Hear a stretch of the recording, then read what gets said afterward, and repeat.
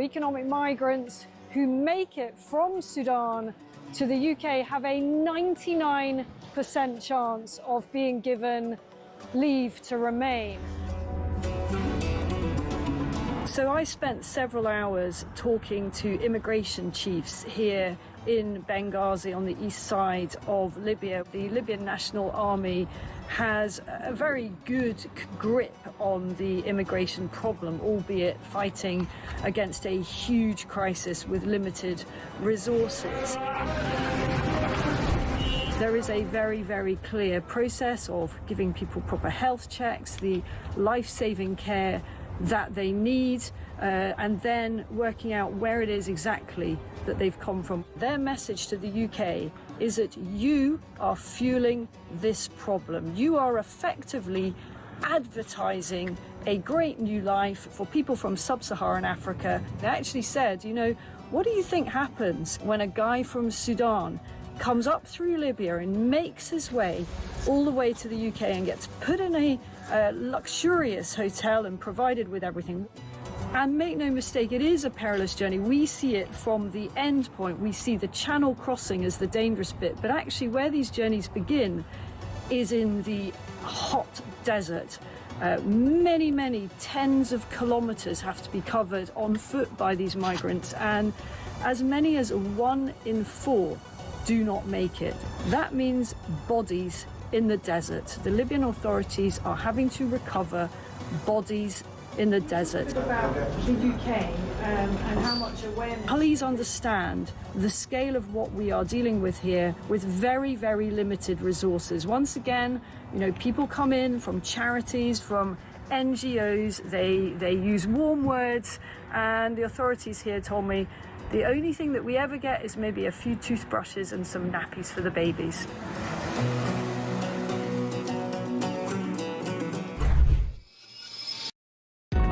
Across the UK, on DAB+, on YouTube, on the app, on your mobile, the home of common sense. This is Talk.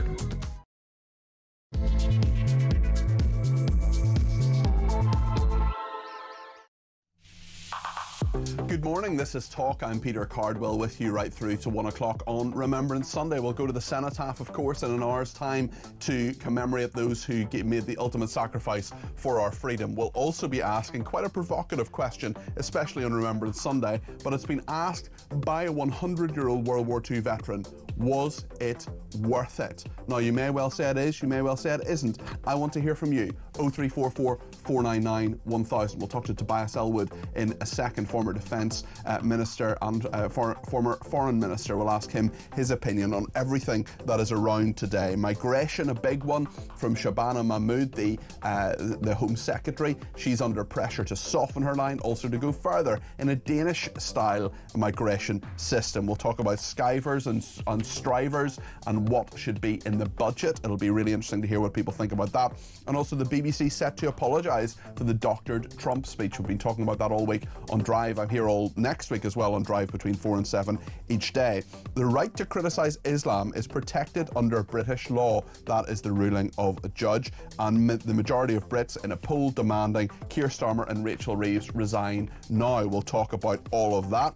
We'll get your opinions on one of the most controversial and interesting and I would say heartfelt broadcasts of the year, which is this World War II veteran speaking to Good Morning Britain on Friday, saying in his view World War II was not worth it. We're going to have a range of views today.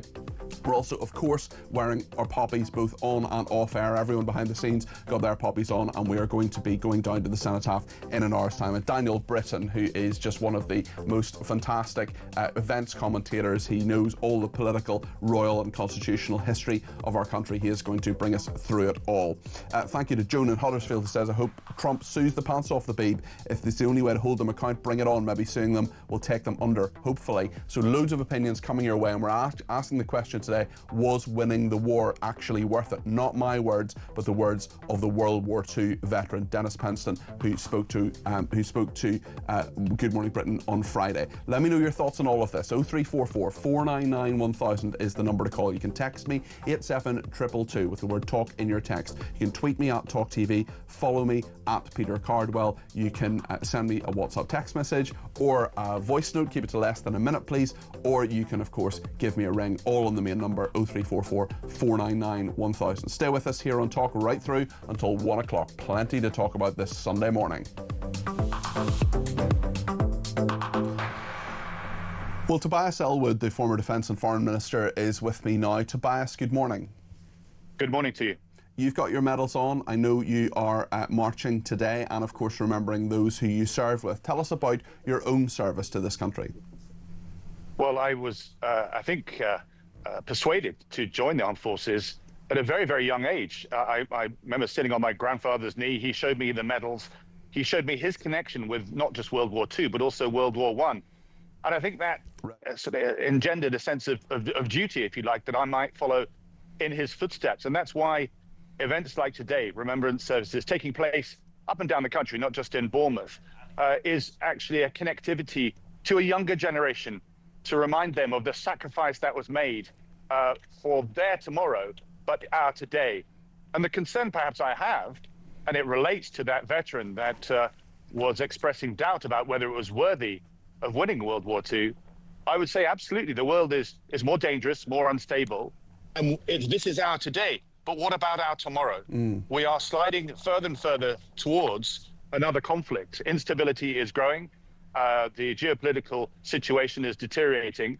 What are we doing about it? So I hope as we reflect today and say thank you for that incredible sacrifice of a previous generation and our gratitude to those in uniform today, we also think carefully about where our world is and what we need to do to keep our nation safe.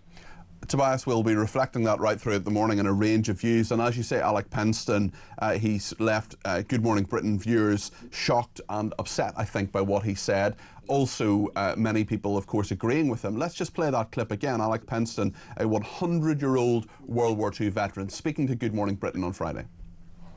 My message is, I can see in my mind's eye there was rows and rows of white stones of all the hundreds of my friends and everybody else that gave their lives for what? The country of today. No, I'm sorry. The sacrifice wasn't worth the result that it is now. What would you say to Alec Penston, Tobias? What would your message to him be, listening to what he said there? Well, my first message is to thank him for his service. And you can see in the way he's speaking that he's concerned about where our world is going, both domestically and internationally. But where I would respectfully disagree with him is the fact that when we're required to, Britain does step up to the plate. We do step forward when other nations hesitate.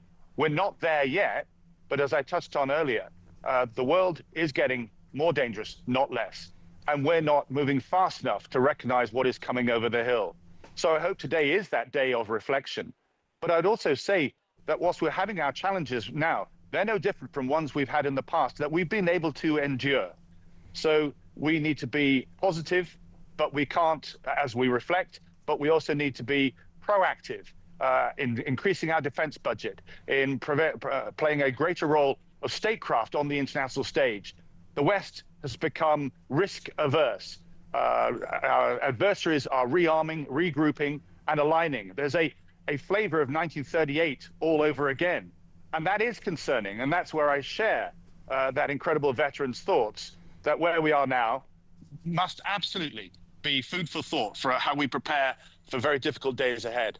Tobias, I wonder, in regard to how dangerous things are, when we talk about war, it's very different now when Alec Penston and his friends defended us and fought for us. It's even different to when you were serving actively. I just wonder, when it comes to the threat from cyber, the threat from hacking, the threat from asymmetrical war, the threat from terrorism, for example, which is very different to an army from a nation that declares war on you. How do we begin to tackle those issues, especially when you have the head of the armed services saying that they are being hollowed out? Yes, and such a pertinent question. I compared with 1938.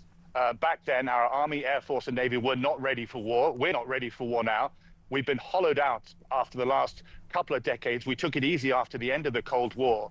But the character of conflict is changing, as you imply. It's moving into the gray zone. It's cyber activities. It's hybrid warfare. So it isn't just the conventional.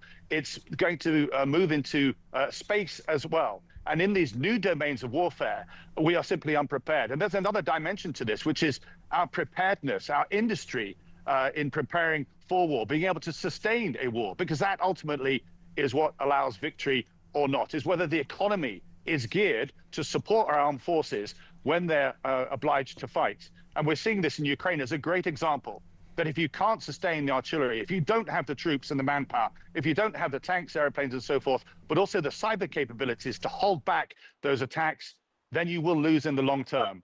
And we talk about it a lot. We are concerned, but the money isn't coming through fast enough to prepare us for the difficult days ahead. Tobias, thank you. That's Tobias Ellwood there, who is a former Defence and Foreign Minister. I know he's going off today to commemorate the fallen and indeed the servicemen and women who continue to serve this country today. Quite a lot of messages coming in already. Lovely Alec was so right, says Margaret in Birmingham. It wasn't worth it. My uncle Bill, aged 24, was killed in action. What for? What has happened to our country? It is the laughing stock of the world. Bridie says, on the question, was it worth it? I think the emphasis was sadly on the was. Yes, it was worth it, but sadly this generation probably won't know the Britain that did make it all worth it, because the Britain today, unfortunately, wasn't worth it. Simon says, please remember to keep mentioning the gigantic, colossal contribution from so-called Commonwealth countries that they factually helped Britain won this war alongside allies. They were in it from the start in Europe, in Burma, North Africa, etc. Just to get a mention at the end is not enough. The British Army were absolutely crucial and critical in winning battles to win the war. Morning, Peter. Regarding the question, was it worth it? I would imagine the Jewish people in this country feel as if they're back in Nazi Germany, as they're still being suppressed and attacked, but this time by a different regime. Jane says, people fought and died for this country. How sad it is to see the veteran on television saying what he did. The last thing many want to see is Starmer and ex-Prime Ministers laying their wreaths today. They were the cause of this upset. Very interesting, slightly longer one from Mary in County Down here. He says, amidst all the pompous and schlocky, our glorious dead, they paid the ultimate price, made the ultimate sacrifice drivel. Can we please acknowledge that millions who went to war in Europe, North Africa and the Far East were conscripts, many just teenagers who were terrified and reluctant heroes. In World War I, we lost a huge part of a generation of young men who were sent to their deaths by politicians and commanders who didn't face the danger.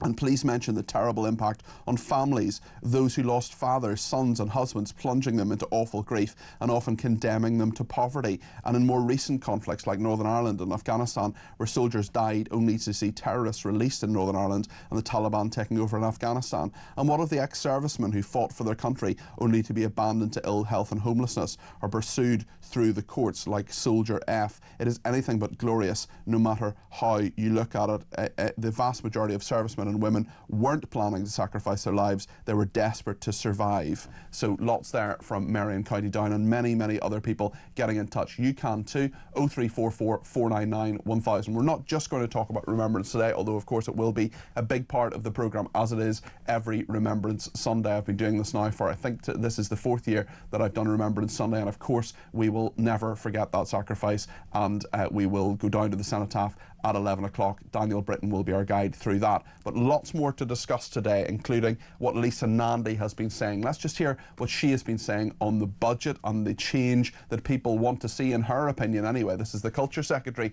Lisa Nandy, speaking to Sky News a little bit earlier on. Through the record investment that we've been able to put into the National Health Service, we're seeing waiting times coming down and more appointments being made available.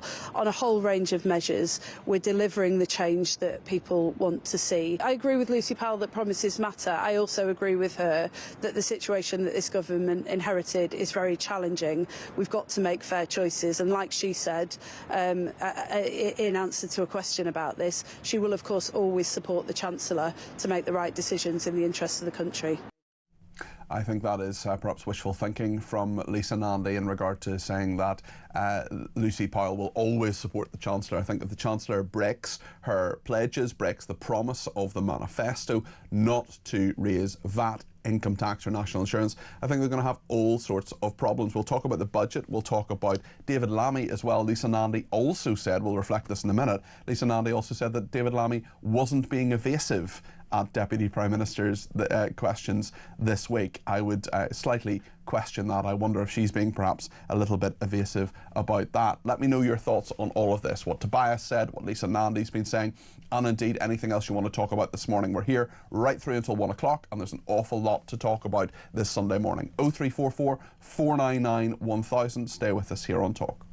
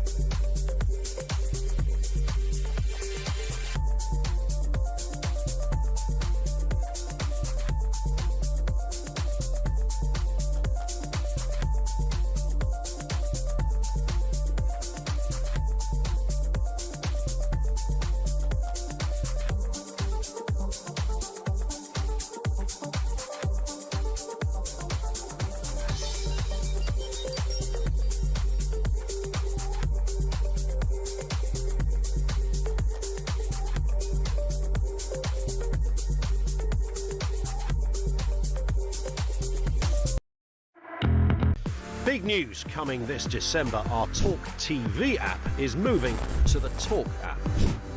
You can watch, catch up and listen to all your favourite shows and podcasts anytime, anywhere, all on the Talk app.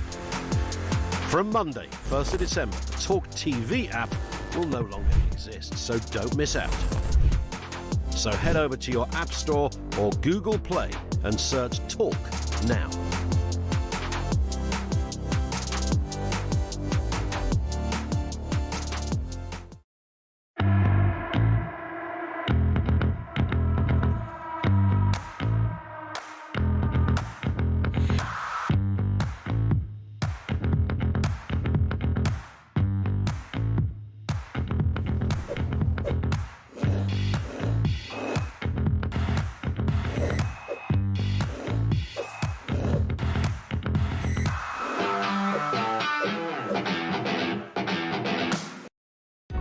Across the UK, on DAB+, on YouTube, on the app, on your mobile, the home of common sense.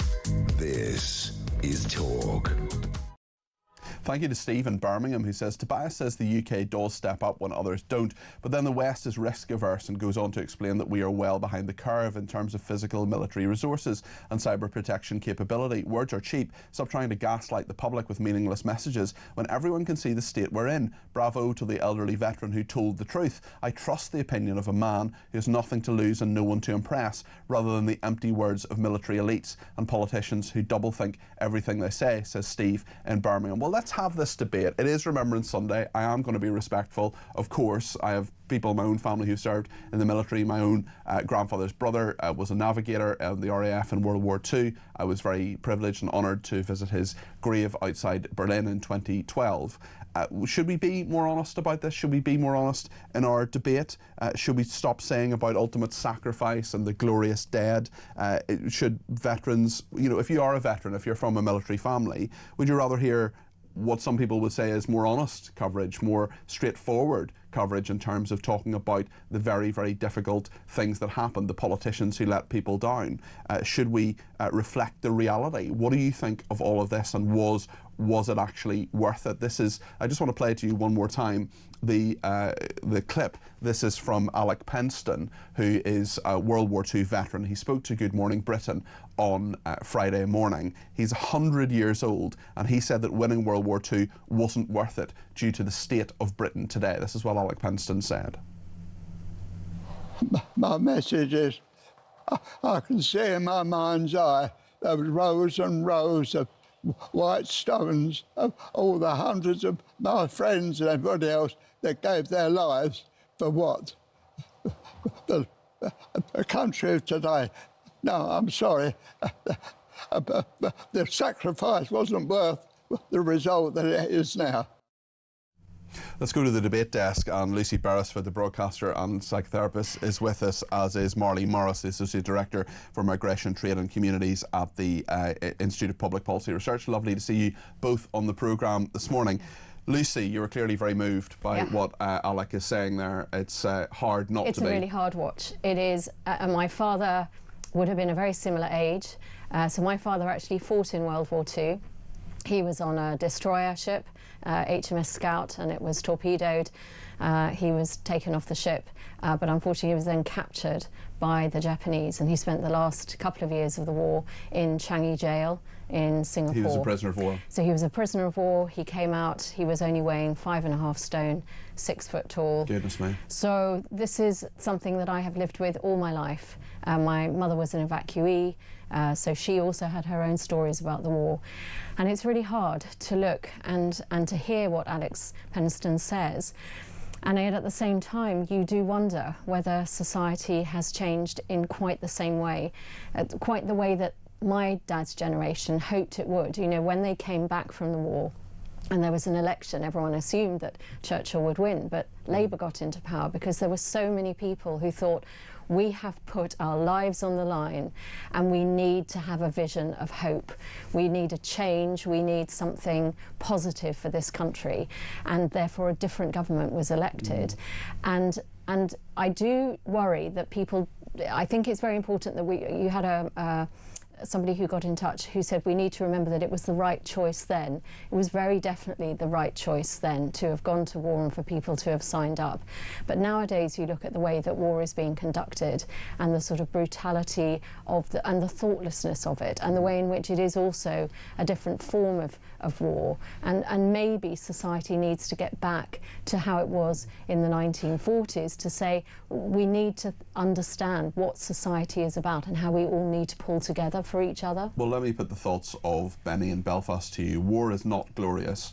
Many of those who survived the horror were left with terrible disabilities and trauma that blighted their whole lives. Did your father ever talk about what happened there? So he never really talked about it, and yet at the same time and I don't know whether this was some form of Stockholm syndrome, but he was very understanding of the Japanese people who were in charge of the camp and the jobs that they had to do, and he ended up buying a Japanese car, a brand of car, a Mazda car, and the number plate was JAP, and he thought that was highly amusing. However, he absolutely hated the Germans. He believed that they were responsible for everything that had happened, that other people just came into the war for different reasons, but actually his own sort of trauma really was around the origin of that. And I found that very interesting when Jimmy Goldsmith set up the referendum party, and I said to my dad, oh, you know, who might you be voting for? And he said, I'm going to be voting for the referendum party. I remember thinking, well, that's one vote they've got.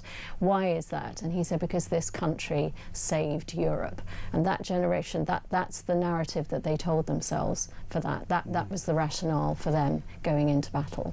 When you hear, Marley, the thoughts of Alec Penston there, it's really quite striking that a 100-year-old veteran doesn't feel, in his view, that it was worth it to win World War II due to the state of Britain today. What do you think? Yeah, I mean, I think that it's an extraordinary sacrifice for those men and women who died in those wars, and and thank you for sharing your story as well. I mean, I think for me personally, as a Jew, it absolutely does feel worth it. I don't think my family would have been alive if it hadn't been for their sacrifice. So there's no question in my mind that it was worth it, but and it's really sad, I think, that this man who clearly made a huge sacrifice himself now feels that way about Britain, and I think it shows that we need to think about renewing Britain, about where the country is right now, and we've done work at IPP. I think about what's the decade of national renewal to look like, looking ahead to make our country feel inclusive, feel like everyone is part of it, and feel like everyone. But his generation in particular, I think the key thing is that I think his generation thinks we feel invisible. Yeah. We were the ones that actually did such a great. You look at what Rachel Reeves is planning to do around pensions, pensioners in general. We often laugh about the triple lock and how so much focus is on the elderly, and it shouldn't be. There should be. Well, I believe that there should be focus on all generations, particularly youth. But the idea that somehow we just write the older generation off. You look at someone like Alex Spencer, and I think what he's really saying is we feel very ignored. We feel very misunderstood. The things we did and the things we gave up are written off. People just write us off as we don't have things that people want to learn from. We're ridiculed in the press in terms of how people are treating us financially, and that's what I think he's angry about. He came across as very angry to me, even though he was 100 years old and he was so frail. You can totally understand his anger, and can't you? I think he feels very betrayed. Marty? Yeah, I mean, I think people feel deeply disenfranchised. I think, as you say, that generation in particular. I think there are other generations as well that feel disenfranchised at the moment, that feel left out of the conversation. And I think that, as I said, there's this process of national renewal we need to go through as a country, because I think we are a great country and there's huge amounts we have to offer. I think that we bring huge amounts, both culturally, in terms of our political history, in terms of our. So why does the Labour government? Why does the Labour government seem to be trying to knock everyone down? They're not trying to build everyone up. They're actually literally chipping away at every section of society and basically dragging us down. Why are they doing that? Well, I don't agree with that, actually. I think that the government is trying to forge a new national message. It's taking time and it's really tough economic circumstances. But we heard that at the Labour conference with the Prime Minister's speech, trying to bring people together, trying to call out division. I think this is an important day actually where I think we can come together as a country, where people from different political backgrounds can actually find that common unity in the defence of our country and see, looking at the past. And I think I hope that the government actually takes that message forward and thinks about how to look at that and think about a message that brings people together. And we've got some really tough decisions coming up. Speaking of those tough decisions, Lisa Nandy was talking to Sky News this morning about the budget and what Rachel Reeves needs to do. Lisa Nandy is, of course, the Culture Secretary. We did ask her on this morning, she didn't have time, but we will find out what her thoughts were on the budget, on the tough choices that Rachel Reeves has. Let's just remind ourselves what Lisa Nandy said this morning to Sky News. Through the record investment that we've been able to put into the National Health Service, we're seeing waiting times coming down and more appointments being made available. On a whole range of measures, we're delivering the change that people want to see. I agree with Lucy Powell that promises matter. I also agree with her that the situation that this government inherited is very challenging. We've got to make fair choices, and like she said, in answer to a question about this, she will of course always support the Chancellor to make the right decisions in the interests of the country. Delivering the change that people want to see, and Rachel Reeves will deliver the choices, deliver the decisions that are right for the country. Do you believe what Lisa Nandy's saying there, Lucy? No, not at all. And in fact, to pick up on your point about this message that the government seems to be putting about it, pulling together, the message that Rachel Reeves gave in her speech a couple of days ago was, yes, we do all have to pull together, but we have to pull together by making the most extraordinary financial sacrifices that everybody has to shoulder the same burden. Worse than that was that she said we all have to do our bit. As if we hadn't been doing our bit already. Exactly, and there are lots of people who feel they are doing their bit, they have done their bit, and if they're doing more, well, actually there are a lot of people who don't pay tax, there are a lot of people who are receiving benefits who shouldn't be receiving them. Or who are economically inactive. Or economically inactive. And there are many people, I should say, are receiving benefits who are totally entitled to them, and have no issue with people who are genuinely disabled doing so. But there's been an explosion of that. There has been an absolutely catastrophic explosion since the pandemic, where you've had a situation where you've had, in 2019, the figure of people in England who were signed off with a limited capability to work was 170,000, and it's now exploded to 2 million. Yeah. And in the papers over the last 48 hours, the most recent thing that Rachel Reeves has decided to go for is people who are having the temerity to put money into their own pensions. These are the people that she's going to go for, apparently. Well, this was the most recent kite that she was flying in yesterday's papers, to say that if you are one of these people who is doing the right thing by saving for your retirement, which we're all told from an early age we should be focusing on, which very few of us do in our 20s, but you know, there comes a time when you do start focusing on that, that actually those are the people she's going to go for, that actually you're going to have a cap for the amount of money that you're going to be able to put. £2,000 a year. And it's only £2,000. That's not very much at all. That, with the rate of inflation, that's going to be absolutely nothing by the time you retire. Marley, are these the right choices? Yeah, I mean, I think the government has a fundamental choice at the budget. You know, one pathway is to go for the kind of a bond market budget, to basically take the route of putting up general income tax, trying to calm the markets. Or it has an option, I think, of trying to say, what's the political message it wants to get across? It wants to make sure that everyone across the country is being treated fairly. And so I think that involves thinking about, okay, how do we tax some of those, some of those parts of society that haven't been taxed as much? You know, think about maybe a gambling tax. Think about, for instance, increasing capital gains tax to match income tax. Thinking about, you know, the idea of, for instance, on the one hand, yes, increasing income tax, but then reducing national insurance so you don't hit workers, particularly lower paid workers, as hard. That's, I think, a more effective. But then you hit message. the really middle people, and it's a mistake to assume that there's only one version of the budget that would please the bond markets. The bond, it's more about vibe. Financial services is about vibe rather than facts. Yeah. And actually, that sense is that just give us a coherent strategy. But at the moment, all she's doing is doing a little bit here, robbing Peter to pay Paul there. There is no coherent strategy, and she's going back on some of the stuff that she said last year. The bond markets are going to absolutely hate that. No, and I agree that there are multiple ways of appeasing the bond markets. Absolutely, I think one of the ways to do it's that. Not about appeasing them.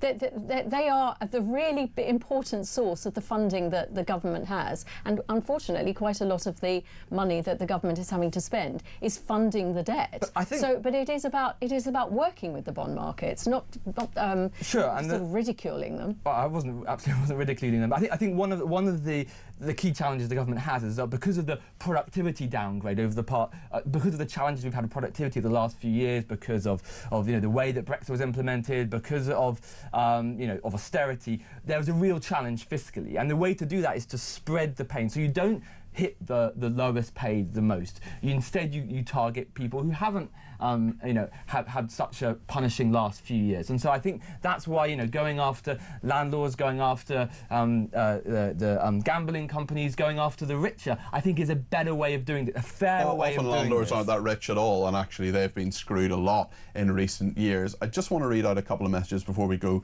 to the break, and I do want to talk about David Lammy after the break.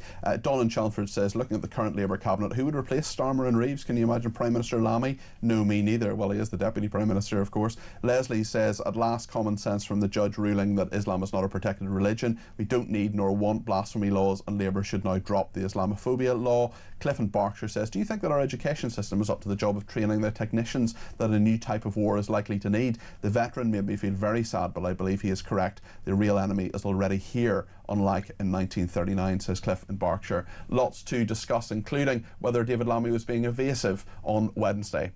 I think you can probably make up your own mind about that, but we'll hear from Lucy Beresford and Marty Morris on the debate desk next here on Talk.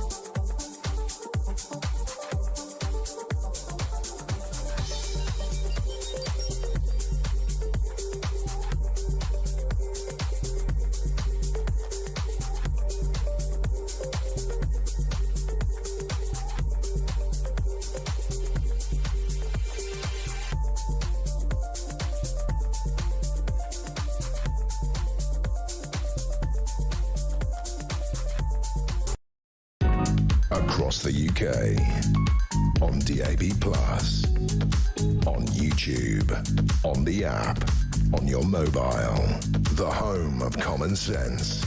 This is Talk. Right then, let's talk about David Lammy. Lisa Nandy was on Sky News this morning, the Culture Secretary, talking about him, and she said that he wasn't being evasive. You may well remember this week at Prime Minister's Questions. I'm here every Wednesday talking about Prime Minister's Questions with Julia Hartley-Brewer. Will be this Wednesday at 12 o'clock, of course, as well. And a very odd Prime Minister's Questions. The Never Hear Care was, of course, in Brazil. Where else would he be when various prisoners are on the loose, the economy's in the toilet, and so on? He's, 3,000 miles away, talking about the environment.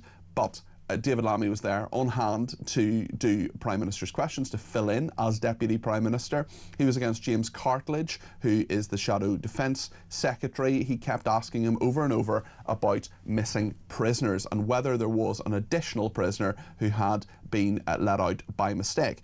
David Lammy had the information at his fingertips. It was there. The Metropolitan Police subsequently said it would be absolutely fine if David Lammy had said it, had given the detail at Prime Minister's Questions. He had said that it was up to the Metropolitan Police to decide when to put the information in the public domain. They said, no, that's not the case. There's precedent for it. You as Justice Secretary can do that if you want to. This is what Lisa Nandy said this morning to Sky News about the whole affair that has dominated political discourse this week. I don't accept that he was being evasive. I was in the House of Commons chamber. Well, he was for asked 5 Prime times, Minister's didn't give an Questions. answer. Well, I was there, Trevor, and I was sitting next to the Home Secretary, and I could see that he was weighing up in his mind what information to release. He was asked about an asylum seeker. The case in question was not an asylum seeker, and I think all of us as ministers have an obligation to make sure that when we do speak about matters of such significance to the public and put information into the public domain, that we do that with care and make sure that the full facts are presented. Well, James Cartledge is the Shadow Defence Secretary. He was the one actually asking the questions on Wednesday for the Conservatives. He also spoke to Sky News this morning. I said the question about the ministerial code is because there is a duty of transparency, right? I didn't say he misled the House, because he didn't answer the question at all. But what is shocking, and I didn't know this at the time, he admitted it later, he knew about the other case, and he also had a statement ready for Parliament at his hand. The idea that he stood up in front of Parliament, hold on, Trevor, he stood up in front of Parliament knowing the facts and chose not to share any of it when I was asking him to reassure the public is shocking. Marley, what do you make of this? Well, look, I think the fact that we've seen over the last few weeks, multiple people released accidentally from prison is shocking and is a kind of example of huge state failure, particularly clearly in 262 in a year. And those numbers have gone up. So it's really concerning. I think the government is right to say, well, look, let's move away from this paper-based system where clearly errors are happening left, right, and centre, and move to a digital system, and that's going to reduce the error rate. It doesn't always mean that everything's perfect, though, just because something's a digital system, as the people who had their details leaked from the MOD to the Taliban would know about, of course. Of course, but clearly the system currently is antiquated and it needs to be modernised. Clearly we need more investment in the MOJ. They're really struggling at the moment. I think rather than picking out kind of individual officers who may have made mistakes in terms of releasing people, I think actually what we need is a proper investment and strategy to make sure is David Lammy the person to do this? Because what I keep hearing from him this week is, I think it was evasive, and Paul has been in touch to say David Lammy was avoiding the question, hoping it would go away. Of course it didn't. James Cartledge kept asking him, and then he's had a really shocker of a week because the basic answers were not put in the public domain. We're also in a situation where he says, I gathered governors to find out what's wrong with the prisons. You've been Justice Secretary for 2 months. Surely on day one you say, tell me everything that's wrong with the prisons. On another occasion he said, actually, one of the releases was, this is to do with Billy Smith, who was released because his surname is the same as someone else. Can't cope with two people with the surname Smith, which is of course the most common surname in England. We're in a situation where he was released because of a court's error. And then Lammy said, well, it wasn't the prison error, it was actually the court's error. I'm afraid I've got some news for you, David Lammy, Justice Secretary. You're also responsible for the courts. You know, is he up to the job, Marley? Well, I think he's only been in the job for a couple of months, as you said. So I think he needs a bit more time, I think, to settle in, to actually get to grips with an issue which has clearly predated him for a long time. Isn't that one of your skill sets, though? Isn't that a prerequisite of being appointed to cabinet? Is that actually you're able to muster that information really quickly, and if you don't have that information, you find out who can get you that information really quickly. At some point, we have to stop saying, "Oh, I've only been in the job for 2 months. We've only been in the government for 17 months." So they're continually saying, "Hang on a minute, we haven't had enough time." They were in opposition for that length of time. They could have been finding out quite a lot of this information then. Yeah, I mean, this is an ongoing issue that's been going on for decades. I mean, you can see from the figures. I mean, yes, it has gone up more recently, but you see that there's been hundreds of people have been released from prison accidentally over the past decade or so. So this is an ongoing issue. So I mean, there are multiple ministers and governments that have been responsible for this. I do think it seems a bit odd to sort of go after the person who's literally just started in the job. He is the Justice Secretary. He's been there for 2 months. Look, I'm sure there are many people who are still finding their feet, but he doesn't have time to find his feet. And Lucy's right in regard to the fact that they say, you know, you can blame the Conservatives all you want, and certainly, look, I was a special advisor in the Ministry of Justice. I had a small part to play in the chaos that is in the prison system. It's all my fault in the prison system at the moment. Boris Johnson, when I was there, said he was going to build 20,000 more prison places. The end result of 14 years of power of the Conservatives, they built lots of prison places, but the net result, they closed lots of prisons as well, so the net result was 500 new prison places, which wasn't nearly enough. There is a major crisis in our prisons. That is not all David Lammy's fault. But when he gives those evasive answers, when he won't take responsibility, when he shouts at people, when he loses his temper, you can be in a job for 2 months, 2 years or 20 years. If you're doing that, that's not a good way to be Justice Secretary. I did find his demeanour at the dispatch box last Wednesday really very unsettling, because he was very quick to anger, and that is not a personality trait that you need in that particular role. Or any cabinet role. Or any cabinet role, after all. But when Lisa Nandy says he wasn't being evasive, when not only was it really transparent to those of us who were watching, but then James Cartledge reiterates the information that David Lammy literally, as well as metaphorically, had in his hand. Maybe she just doesn't even understand what the word evasive means. I mean, is she up to the job? But this idea that this man didn't know the answer to the 5 questions that James Cartledge asked him is just not possible to be believed. I want to talk a little bit about migration, because Labour MPs are calling on Shabana Mahmood, the former Justice Secretary, now Home Secretary, to soften migration plans. We also have calls for a Danish-style system, and that is apparently something that the government is considering. Marley, you're an expert on migration policy. Tell us your thoughts on this. Yeah, I mean, I think it's interesting that the government are looking at other countries in Europe for inspiration. I would caution them against focusing too much on one particular country like Denmark, which has its own particular experience, its own history, and where the context is quite different. I mean, I think the challenge the UK has specifically is twofold. It is the number of people arriving on small boats across the Channel, and it is particularly the number of people in hotels. Now, those are slightly different challenges to the challenges that Denmark faces. So I think the focus needs to be on closing those asylum hotels. That means speeding up the appeals process. Maybe lessons to learn from Denmark there, but only specifically on appeals. And of course on I think ramping up the one-in, one-out deal with France, which could help to reduce numbers. I think focusing on family... You really think one-in, one-out is going to reduce numbers? I mean, surely the point of it is it's neutral in numbers. No, because the idea is that you deter people from coming. Do you think anyone is actually being deterred by one-in, one-out? Not at the moment, because it's not at the right scale. But you need to scale it up. You need to get other countries on board. I think there are conversations happening with Belgium and other countries, Germany. If you scale it up, if you make it a pan-European approach, I think you can start to see the impact. We've seen actually other countries have done similar things. You know, you saw actually the US under Biden, it did start to work, this kind of approach, working with it's been much more effective under Trump in terms of not having illegal migrants. Numbers actually fell incredibly sharply towards the end of the Biden administration. And much more sharply in Trump's administration, but you're not advocating that approach, are you? I'm absolutely not advocating that approach. I think we should do things humanely, I think we should do things fairly, I think we should do things within international law. So are you saying that Denmark isn't a humane country?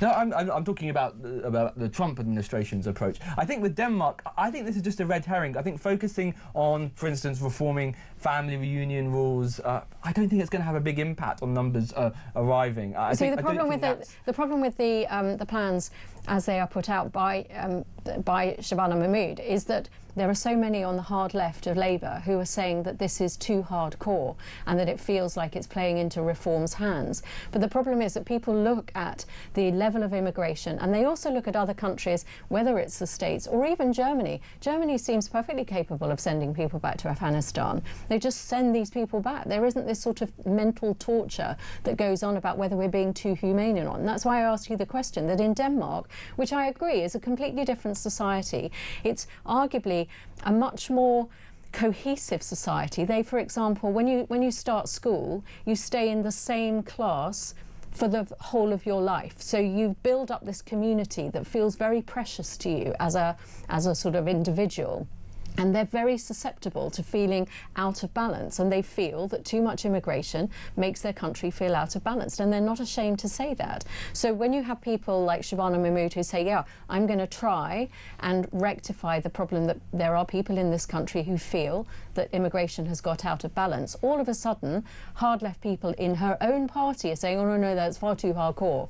But it's not hardcore, it's about trying to address the concerns of people who are already here, who feel actually this particular situation has got out of balance. It's not about being too far right or too far left or not humane enough. It's just about saying, how can we do this with balance? Well, I agree. I think you do need a balanced approach. You need to have one that is controlled and well managed, but you also need one that is compassionate and fair. And I think that's the approach the government need to explore. But crucially, you do need an approach that actually works. And that means actually tackling the key issue, which is people crossing small boats. OK, I want to talk about the BBC. The BBC apparently due to apologise for the misleading editing of a Donald Trump speech. This is in a Panorama documentary. Samir Shah, who is the BBC's chairman, is going to write to the Culture, Media and Sport Committee. This is a select committee of MPs that scrutinises the work of the BBC and other parts of the culture, media and sport firmament on Monday to express regret for the way the speech, which was made on the day of the 6th of January Capitol riot, was spliced together. Do we have this clip actually? This is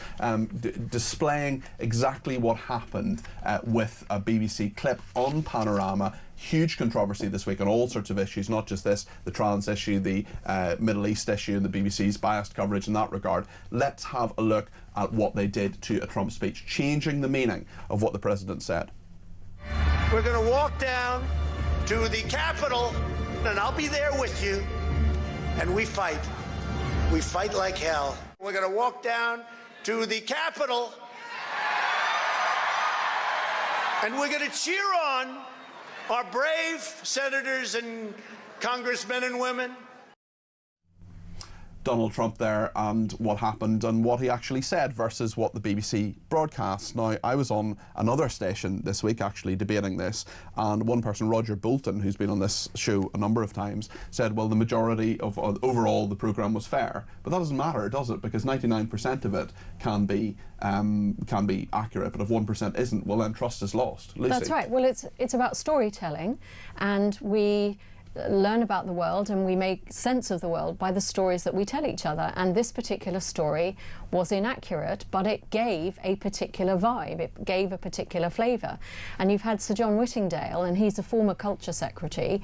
He feels that Tim Davie actually should resign, that the Director General of the BBC. Director General of the BBC, with his fantastic white trainers, they never have a fleck of dirt on them. Actually, this is someone who needs to fall on his sword, simply because there have been too many failings like this under his watch. And the point is that this was ignored. This was a report by someone whose job it was to find these things out.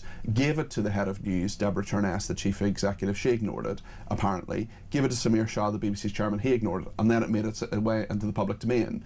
And the point is that trust in the BBC, certainly from our viewers and listeners, is at a real low, Marley. What would you say about this? Yeah, I mean, I think this is clearly a big mistake. That those clips shouldn't have been spliced together in that way. It was misleading. It's a shame in a way, because actually the fundamental story about Trump and January the 6th is that he's pardoned the rioters. He didn't step in to call out and try and stop the riots for many hours, and that's been shown by the January 6th committee in Congress. So, I mean, there's actually a lot of evidence to point. And that's fine, and just tell the truth and put that in the public domain. Absolutely. But don't doctor things, don't change things, especially when you're Panorama, one of the BBC's most trusted brands. Many problems as well with their coverage of the Middle East and trans issues as well. I mean, I agree. This is a real mistake. I will say, having worked recently with Panorama on a documentary, I found them one of the most professional and careful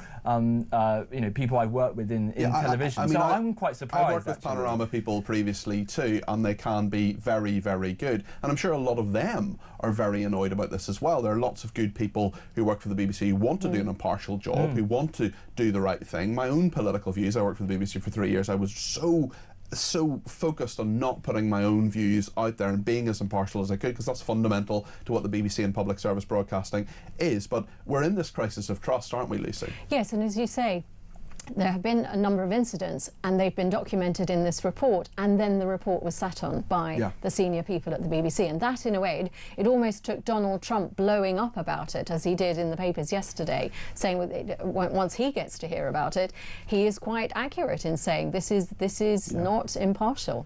Thank you both very much indeed. We're leaving the debate desk a little bit early today because of course we're going down to the Cenotaph because of the Remembrance Sunday commemorations. We'll be with Daniel Britton for that. But for the meantime, Marley Morris, who is Associate Director of Migration, Trade and Communities at the Institute of Public Policy Research, thanks for coming in, really appreciate it. And Lucy Beresford as well, the broadcaster and psychotherapist, author and Queen amongst women. Lots more to talk about in the rest of the programme. We'll go down to the Cenotaph in just a few minutes. Stay with us here on Talk.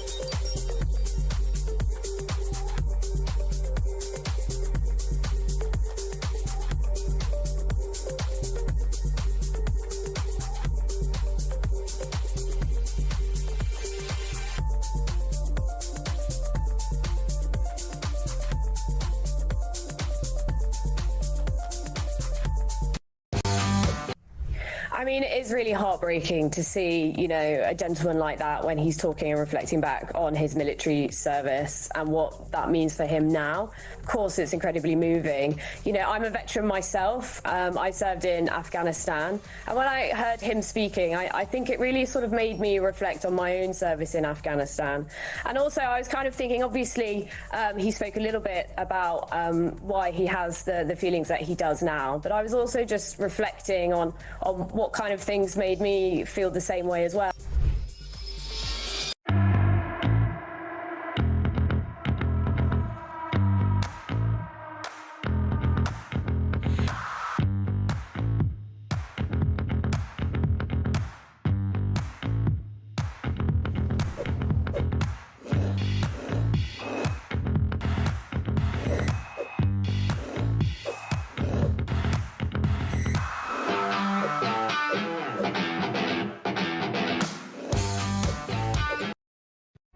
across the UK, on DAB+, on YouTube, on the app, on your mobile, the home of common sense.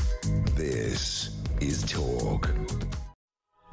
Well, thank you so much for your company. Thank you for all your messages that are coming in, including from Jason in the Lake District, who says, so Marley Morris blames Brexit and austerity for the current woes, but no mention of the COVID policy. Starmer wanted longer and harder lockdowns that would have made things even worse. The left don't have a clue about finances, and soon you run out of other people's money. Maureen in East Sussex says Shabana Mahmood was Justice Secretary for over a year before Lammy got the gig. He didn't inherit the prison system from the Tories, he inherited it directly from her. What did she do about a prison system when she was there? Great show as ever, says Maureen. And thank you to Mutty, who says, I am a veteran who comes from a long line of serving family members. My late wife and myself both served on operational duties both at home and abroad, and I agree with the statement that the sacrifice wasn't worth it.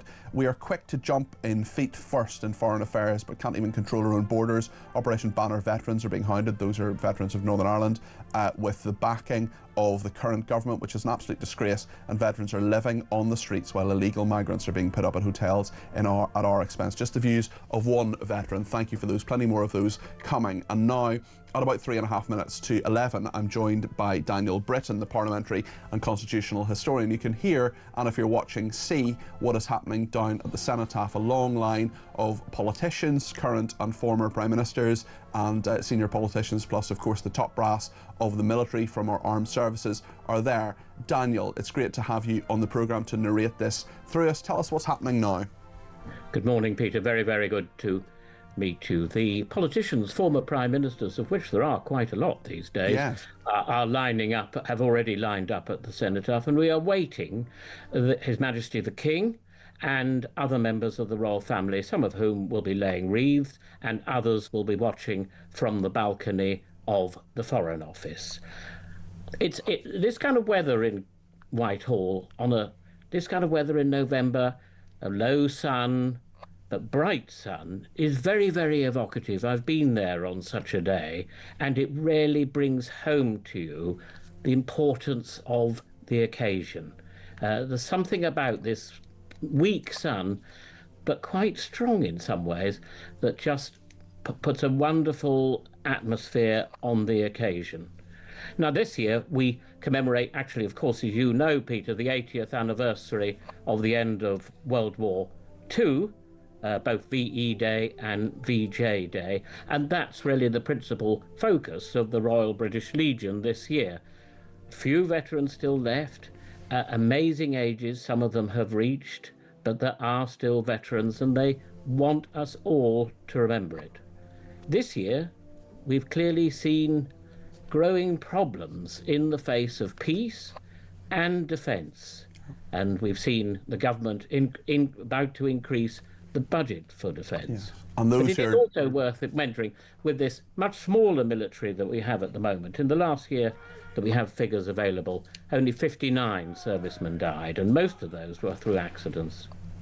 Yes, and we see some of those political leaders who've made some of that decision, some of those very tough decisions, of course, some still controversial to this day. Keir Starmer, the Prime Minister, is there holding a wreath, as is Kemi Badenoch, the Conservative leader, beside him, and members of the main parties in Parliament behind the Prime Minister, many former Prime Ministers. And on the balcony there, Queen Camilla and the Princess of Wales on the balcony of the Foreign Office. We can see them there. And of course, we're coming up to the 1 minute silence, which we will of course observe here in full on Talk, and then Daniel and I will narrate through what is happening next. And we can see the King, who is walking up to the cenotaph in the middle of Whitehall, right in the centre of London, and various people just getting ready there to hand him, of course, the wreath that he will lay on the cenotaph. There are just 30 seconds now until the 2 minute silence. We're going to observe it here, of course. I'm sure you will be doing so at home. All of our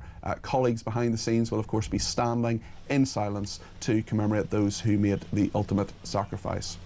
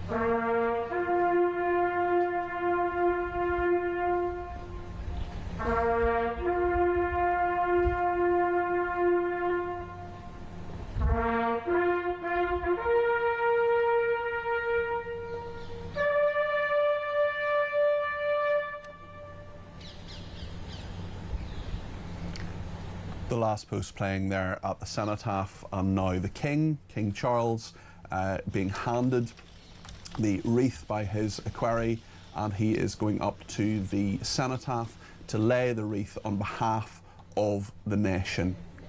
Daniel. His Majesty places his wreath at the cenotaph.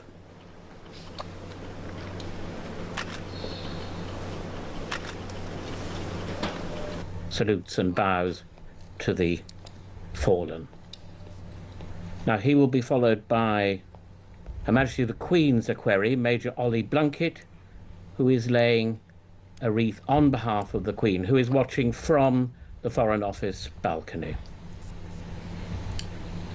She's alongside the Princess of Wales on that balcony at the Foreign Office, just outside the cenotaph, of course, on Whitehall, which has Downing Street, the Foreign Office, the Treasury and other government buildings. His Royal Highness the Prince of Wales, just back from Brazil, together with the Prime Minister, lays his wreath.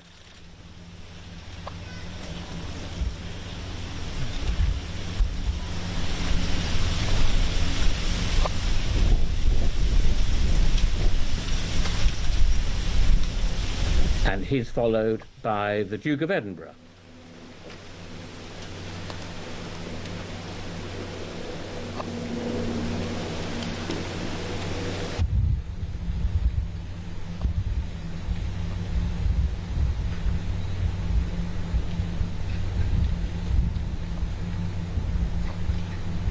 Princess Anne is actually in Australia this week, and I'm sure she'll be at a Remembrance Day service there. So her wreath this year will be laid by her equerry, Lieutenant Colonel Catherine Schooner.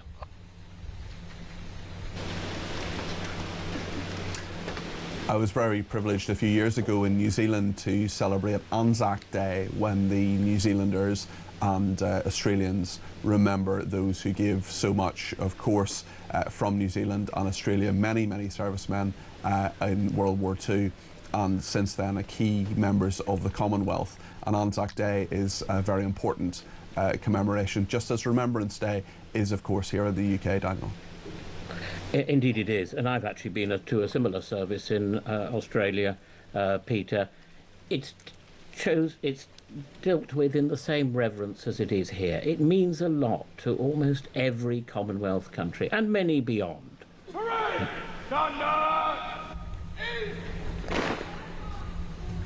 I was just going to add that the final wreath was laid by Captain Peter Mayborough, the Duke of Kent's equerry, 90 just a month ago, 90 exactly a month ago.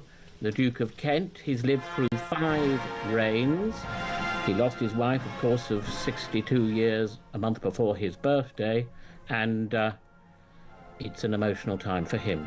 Peter. The Prime Minister now, Sir Keir Starmer, laying his wreath. He is leading quite a number of politicians, but of course as Prime Minister of this country, laying his wreath on the cenotaph. This is just beside Downing Street, so a very short walk from the Prime Minister back from Brazil, back from COP30, that environmental conference. And of course he is bowing to the cenotaph, and will be followed by Kemi Badenoch, the Conservative leader of the opposition. And this is one of the rare occasions when we see political leaders united in their mission to remember.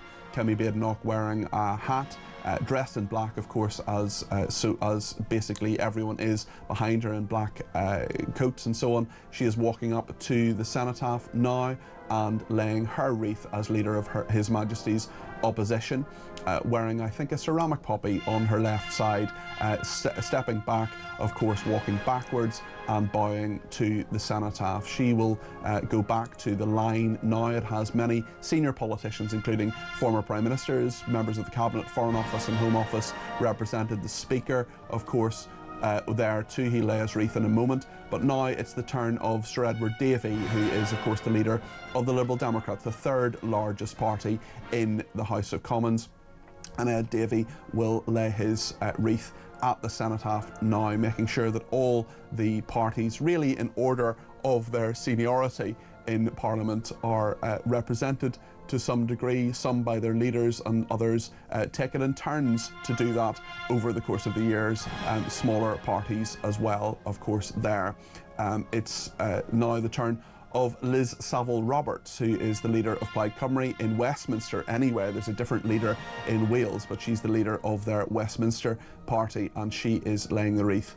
And I think I'm right, Daniel, to say that the SNP and Plaid Cymru usually take it in turns. So the SNP not there at this moment, of course, but there'll be many other ceremonies right around the country, including in Scotland, where the SNP are represented. Right. Exactly right, Peter.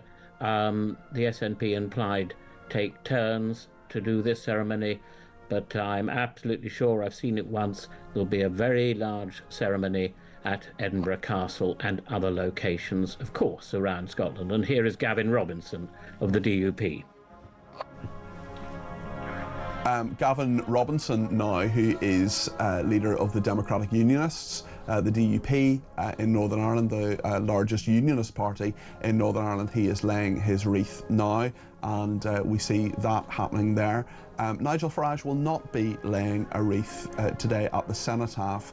The smaller parties, of course, Reform just have 5 MPs. They're represented, they take it in turns as well, I think, Daniel, in regard to the smaller parties being represented. This gets Lindsay Hoyle, the Speaker of the House of Commons, to lay his wreath. This gets debated from time to time, Peter, but the current rule is that a party must have 6 MPs to be elected to the Commons to take a place at the Cenotaph. Okay. So that's Lindsay Hoyle, the Speaker of the House of Commons, laying his wreath. And I think I'm right in saying that Lord McFall, John McFall, has indicated actually that he's going to be retiring as Speaker of the House of Lords, will be laying his wreath now. He's going up to the Cenotaph. There's so many political leaders, of course, who are doing that. And Lord McFall, John McFall, former Labour Minister in Northern Ireland, actually, amongst other ministerial positions, laying his wreath now, Daniel. Yet Lord McFall of Maccleuth. Yes, he has said he'll be retiring in February. His wife is unwell, and he says it's my turn to look after him after so many years of hope when I've been in politics. So this is his last wreath-laying ceremony. And now we have the Foreign Secretary and the Home Secretary, Yvette Cooper and Shabana Mahmood, laying on behalf of the Foreign Office, and also for Shabana Mahmood laying her wreath on behalf of the intelligence services. Of course, so many members of the intelligence services absolutely key to victory in World War II. We remember, of course, the incredible work that happened at Bletchley Park, and Alan Turing and his colleagues who did such incredible work with the Enigma machines and the codes there.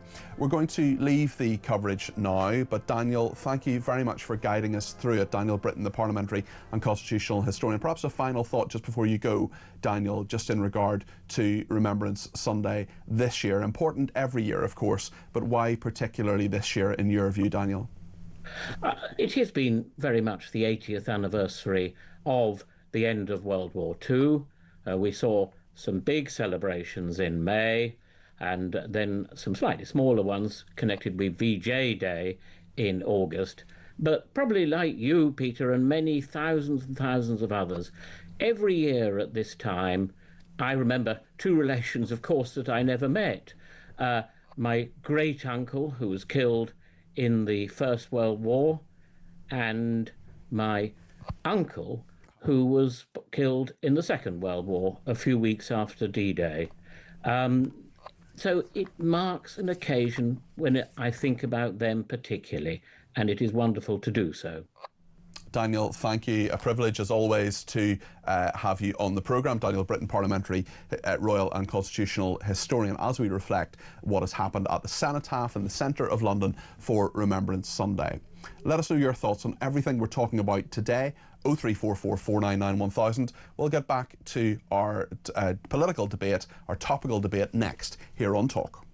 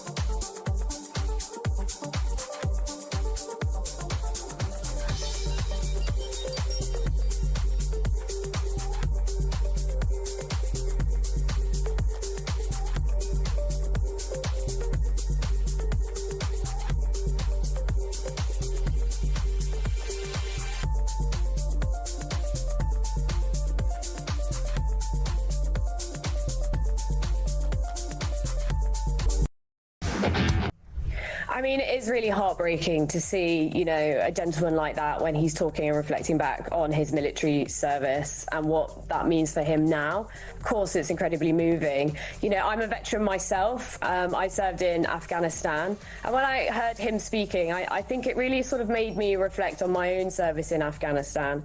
And also, I was kind of thinking, obviously, he spoke a little bit about why he has the feelings that he does now. But I was also just reflecting on what kind of things made me feel the same way as well.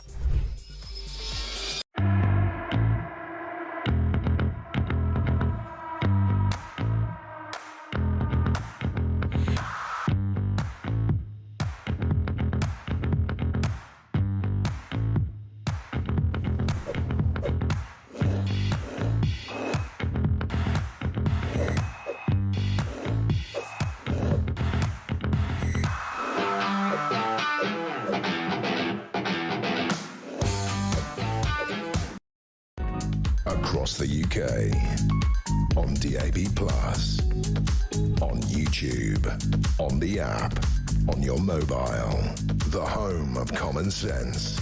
This is Talk. Thank you so much to everybody who has been in touch. Gary says, looking down the line there of politicians, I think of the words of the veteran on Good Morning Britain and wonder, is there anyone there that are true patriots? Perhaps Liz Truss, other than that. I am hard-pressed to believe any of the others are.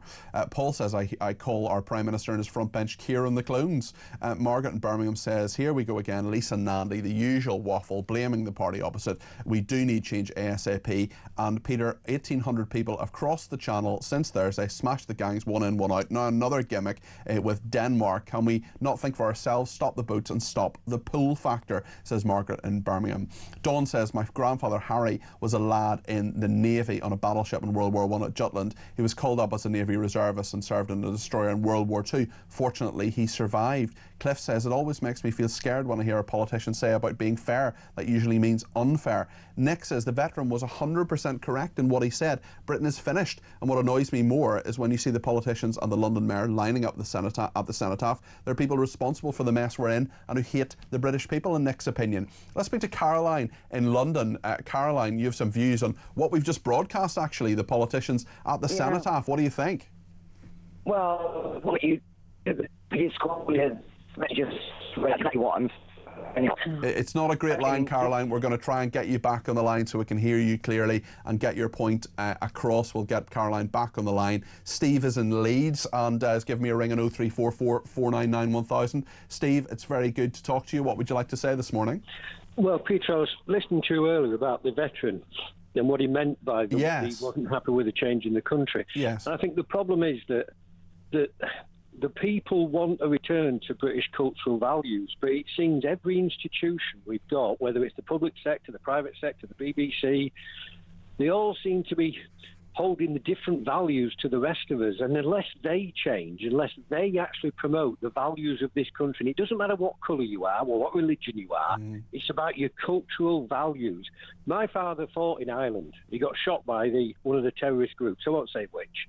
But even there, if you think you're from Ireland, Sinn Féin MPs still don't take their seats in Parliament. That's right. Because they won't take the oath of allegiance, but they're happy to take the money from the British taxpayer. Yeah, I mean, they don't take their salaries because they can't get that, but certainly they take a heck of a lot of expenses, and your point is a very good one, Steve. My point, Peter, sorry, just quickly, is go about sectarianism in politics. We've now got MPs being voted in on a Gaza ticket. What I don't understand is, if you're going to be elected as an MP, why can't you take that oath of allegiance at that point so you can't even get voted in if you're not prepared to hold up British... Every institution has to be made to sign a document that says you as a member of the BBC, you as a teacher, will not allow your political views to denigrate British values. And if you do, you're sacked.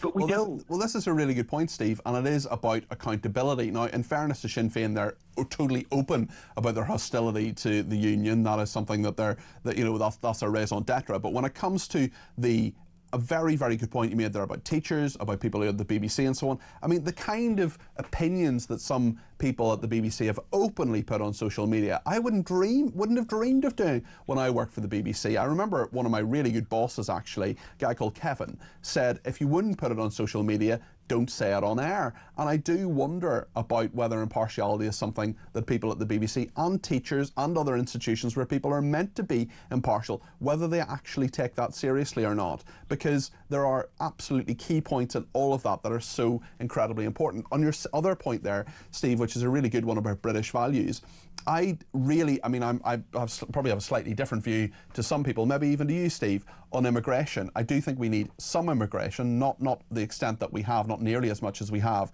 I do think we need some immigration, but I want people who uphold British values, who come to a country and say, I'm going to learn the language, I'm going to do what needs to be done to fit in, and I'm not going to try and bring an alien culture here and impose it on the nation. What do you think of all of that, Steve? Well, I think the thing is, it's about fairness. Now, listen to this argument, just a quick one, right? So if you work for a local council or the government, right, and you are anti-gay or misogynistic, why should you be allowed to take taxpayers' money? My daughter's gay, she's married, she lives in a certain area. The council there is dominated by left-wing people of a certain religious view. Why should her council tax as a gay person be used to pay people who hate her? And it's the same in areas where there's Jews. Aston, there's Jews live in Aston. Why should their council tax be used to pay people who work for the council off their money who hate them? It's wrong. And people's personal views, they can think and do what they like, largely in their own life. But you're absolutely right.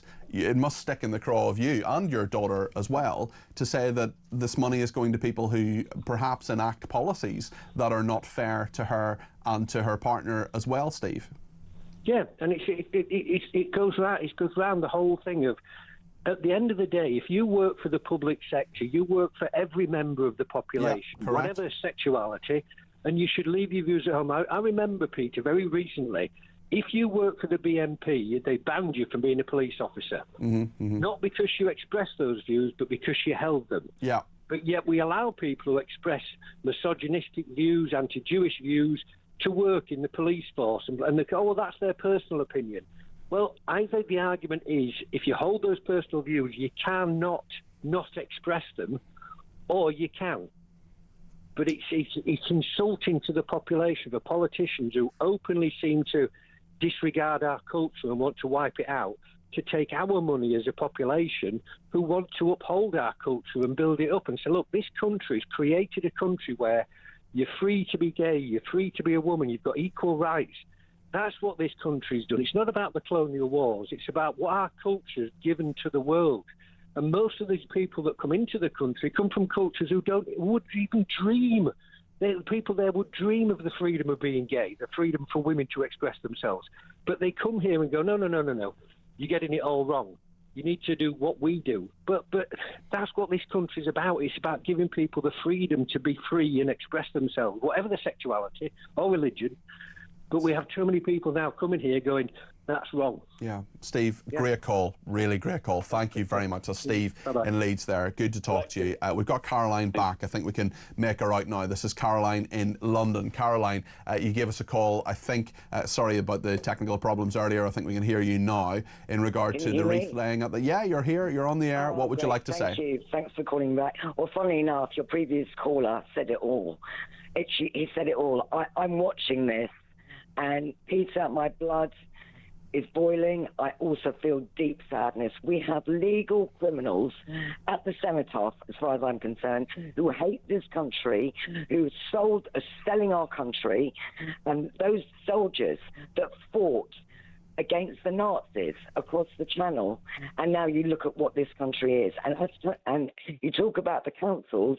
My council is spending my council tax money on a month about Islamic phobia, not about Jewish, not about Christians, not about Hindus. And our public sector now don't work for the public anymore. We have no control, nothing. And I'm really sorry to say, I don't think it's possible to fix this country. And I don't agree with you about more immigration at the moment. If the government didn't waste all the money that they do on all the crazy things, we should have enough money to start doing proper training to get our people, our young, our unemployed, to work in the prisons who speak English. Yeah. We've got people in the prison service who don't speak English. No wonder this is happening. And then you've got people like David Lammy. I mean, it's just, do you know what? I've never known a time in my life when every orifice of society is broken, wherever you look. And my heart is broken. Yeah. Because Caroline, do you think there can be good immigration, or would you just do absolute net zero, absolute no immigration, close the borders completely? Look, my mum came from Hungary in 1947. Of course, I agree with immigration, but the word immigration now is got completely out of context, out of control, right? I wanted the Europeans. I wanted as many Europeans to come to the UK because they have the same values. They're educated. They will get jobs. They will pay tax. They will give stuff to the country. The immigration we've got now are going to do nothing. We're just going to see more of Birmingham. I mean, a friend phoned me today driving to Birmingham, and across the motorway, she said there must have been 60, 70 Palestinian flags on the motorway. And we know this week, Caroline, £60,000 has been spent by quite a number of different councils when it comes to taking down flags, the flags of this nation. I wish they'd spent some of that money taking down Palestinian flags. Caroline, thank you. I'm glad we got you back on the line. Let's speak to Helen in Leicestershire. Helen, I think you've got a question for me. I have, Peter. Good morning. Good morning. Hello there. Very well, thanks. Hope you're well. Mostly I agree with everything you say, but I'm slightly bemused why you feel so strongly, Peter, about the fact that David Lammy wasn't wearing a poppy, because surely the whole point of fighting authoritarianism is not to, if you like, insist that people do things. Yeah, no, and that's okay, and I'll take that on the chin, Helen. That's absolutely fine. But I think he intended to wear a poppy. He just didn't, because he was, either absent-minded or didn't remember to do so. And don't you think that if the government is essentially saying, the Prime Minister launched the poppy appeal in Downing Street and said everybody should wear a poppy, and presumably as Deputy Prime Minister he agrees with that. He did eventually wear a poppy when he was given a ceramic one to wear. You're absolutely right, Helen. People have the freedom to wear it or not wear it. Personally, it's something I try to remember to do as soon as the poppy appeal is launched. Yes. I'm sure you do too as well, Helen. Everyone sitting behind the glass here is wearing their poppies as well. But do you take my point, Peter? I absolutely take your point, Helen. But you're kind. I've never heard you. You're very exercised about this, which of course is your prerogative. I think I'm just probably quite exercised about David Lammy in general, Helen. What do you think of him? Well, you're not alone there. Well, you're indeed. Not alone there, I can promise you. I just felt that you were not perhaps being quite your balanced self. If I'm absolutely honest with you, That's okay, Peter. Helen. I listen to you a lot. Well, I'm delighted to hear it. What about how do you feel about wearing poppies yourself? Is that something you do, Helen? Personally, I do. I got one on now, and I'm shortly going down into my town to see the parade. Yes. So I'm going to do that. But I mean, I think the other issue, which, if I may raise with you, is the fact that I'm very concerned about the veteran, who's obviously very upset about the way he sees the world. Yes. But I'm slightly, and again, I pose it as a question, Peter. His sacrifice was absolutely worth it, because we've lived for 80 years freely in this country. Yes. And I think now we need, as well as remembering the veterans and everybody that's died in Afghanistan and so on and so forth, but surely we need a new conversation now about where we are now and what we do now. Yeah, well, I think... Because focusing over much, and I don't want you to misinterpret this, because I genuinely believe in what we do on Remembrance Sunday. Now, of course. But I think it's got slightly skewed the argument, because everybody it's kind of translating 1945 into 2025, and it's a completely different world, isn't it? No, I know exactly what you mean. Helen, I was wondering, can you tell me off again, actually, because there's lots of people on Twitter and who ring in who shout at me and are unpleasant to me, and that's fine. I'm not saying they shouldn't be. That's their right to do so. But you telling me off, that was probably the nicest telling off I've ever received, actually. I don't mean it to be a telling off, Peter. I know, Helen. I'm sitting here shouting at the radio and thinking I'd really like to ask Peter those questions. So I really appreciate you. And it's absolutely fine to shout at the radio and pick up the phone and let me know what your thoughts are. Helen, have a lovely day, and thank you for the call. I really appreciate it.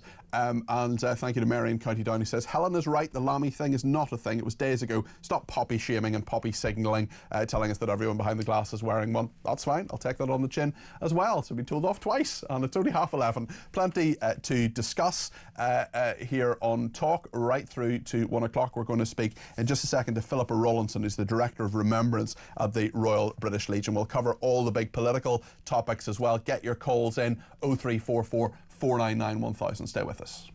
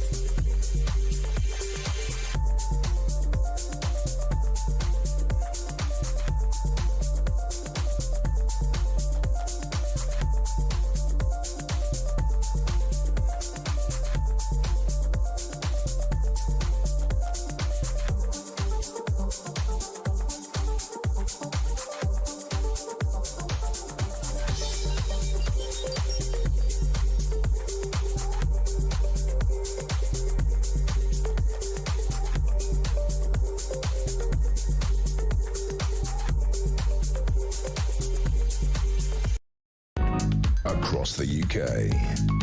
On DAB+, on YouTube, on the app, on your mobile. The home of common sense. This is Talk.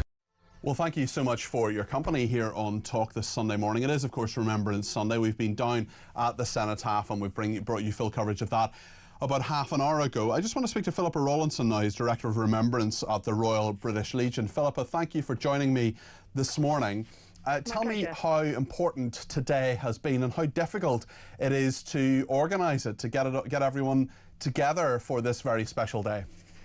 Well, the Royal British Legion work with regimental associations and others representing veteran communities and those that have lost loved ones in the armed forces community. And we work with over 350 organisations to pull together today. So it's a massive team effort, bringing over 10,000 veterans together on Whitehall, forming everybody up. I've been here since early. We've seen people come in. We've seen them form up. We've seen people meet old comrades, people they might not have seen for a while. There's a wonderful buzz. And then there's an orderly marching off out onto Whitehall ahead of the 2-minute silence and the march past the Cenotaph. It's an incredible experience. Yes, it's a big effort, but we have a fabulous team at the Royal British Legion and good relationships with all those that make it happen. So it's a powerful morning, really uniting people from across the British and Commonwealth Armed Forces together in remembering. Of course, there are many veterans of so many wars, Operation Banner, the people who kept me safe growing up in Northern Ireland, for example, the Falklands War, Afghanistan, Iraq, and others as well. How many veterans are there that can actually take part of the Second World War?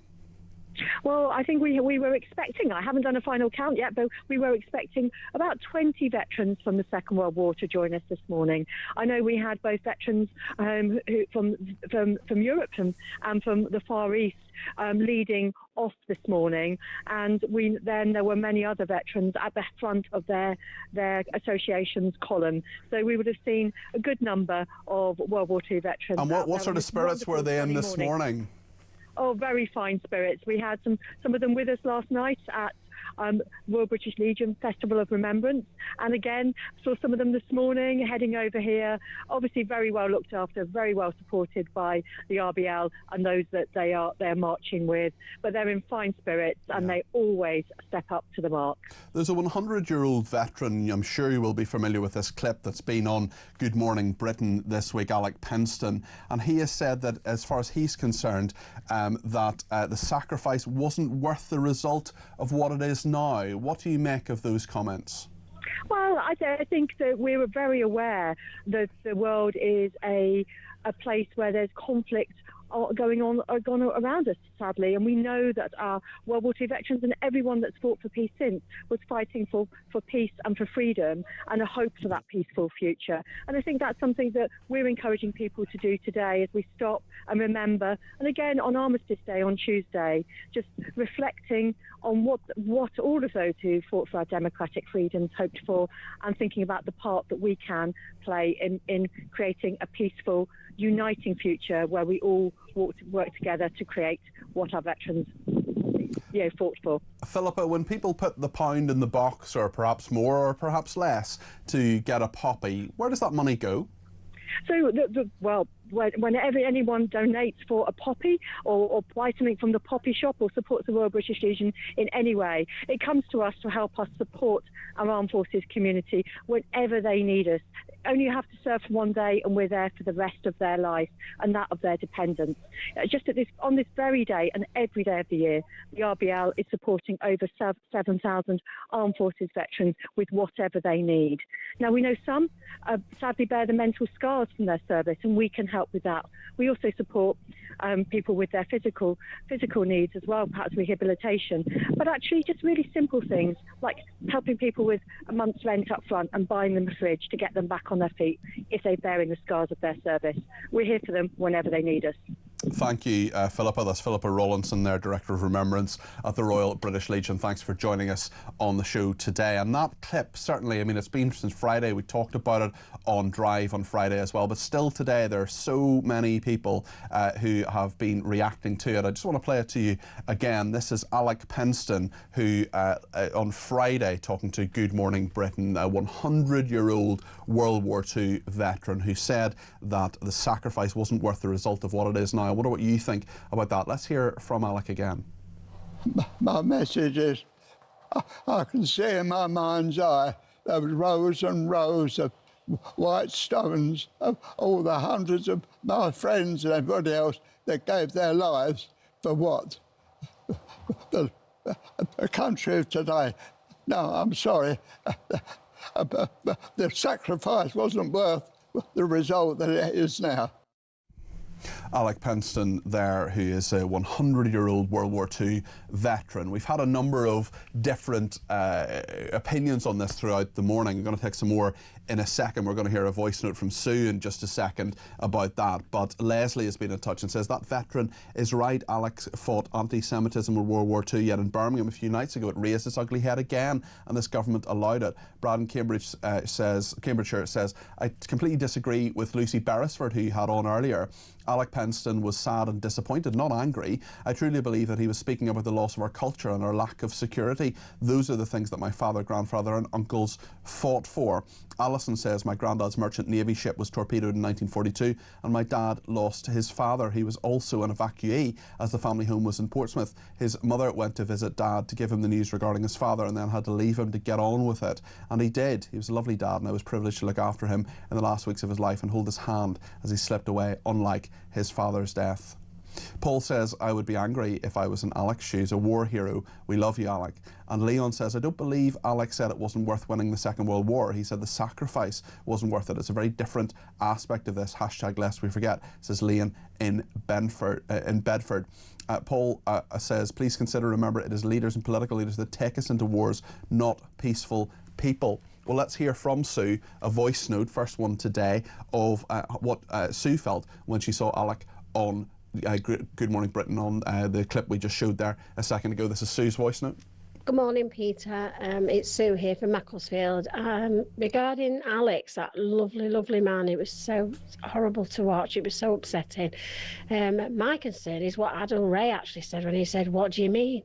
I just don't get it. He was trying to goad him. He sounded like something like Sadiq Khan and say, anyway, I'm okay, that's fine. Thank you. Bye-bye. Thank you, Sue. Let's hear a voice note from Ian. Hi, Peter. It's Ian from East Grinstead.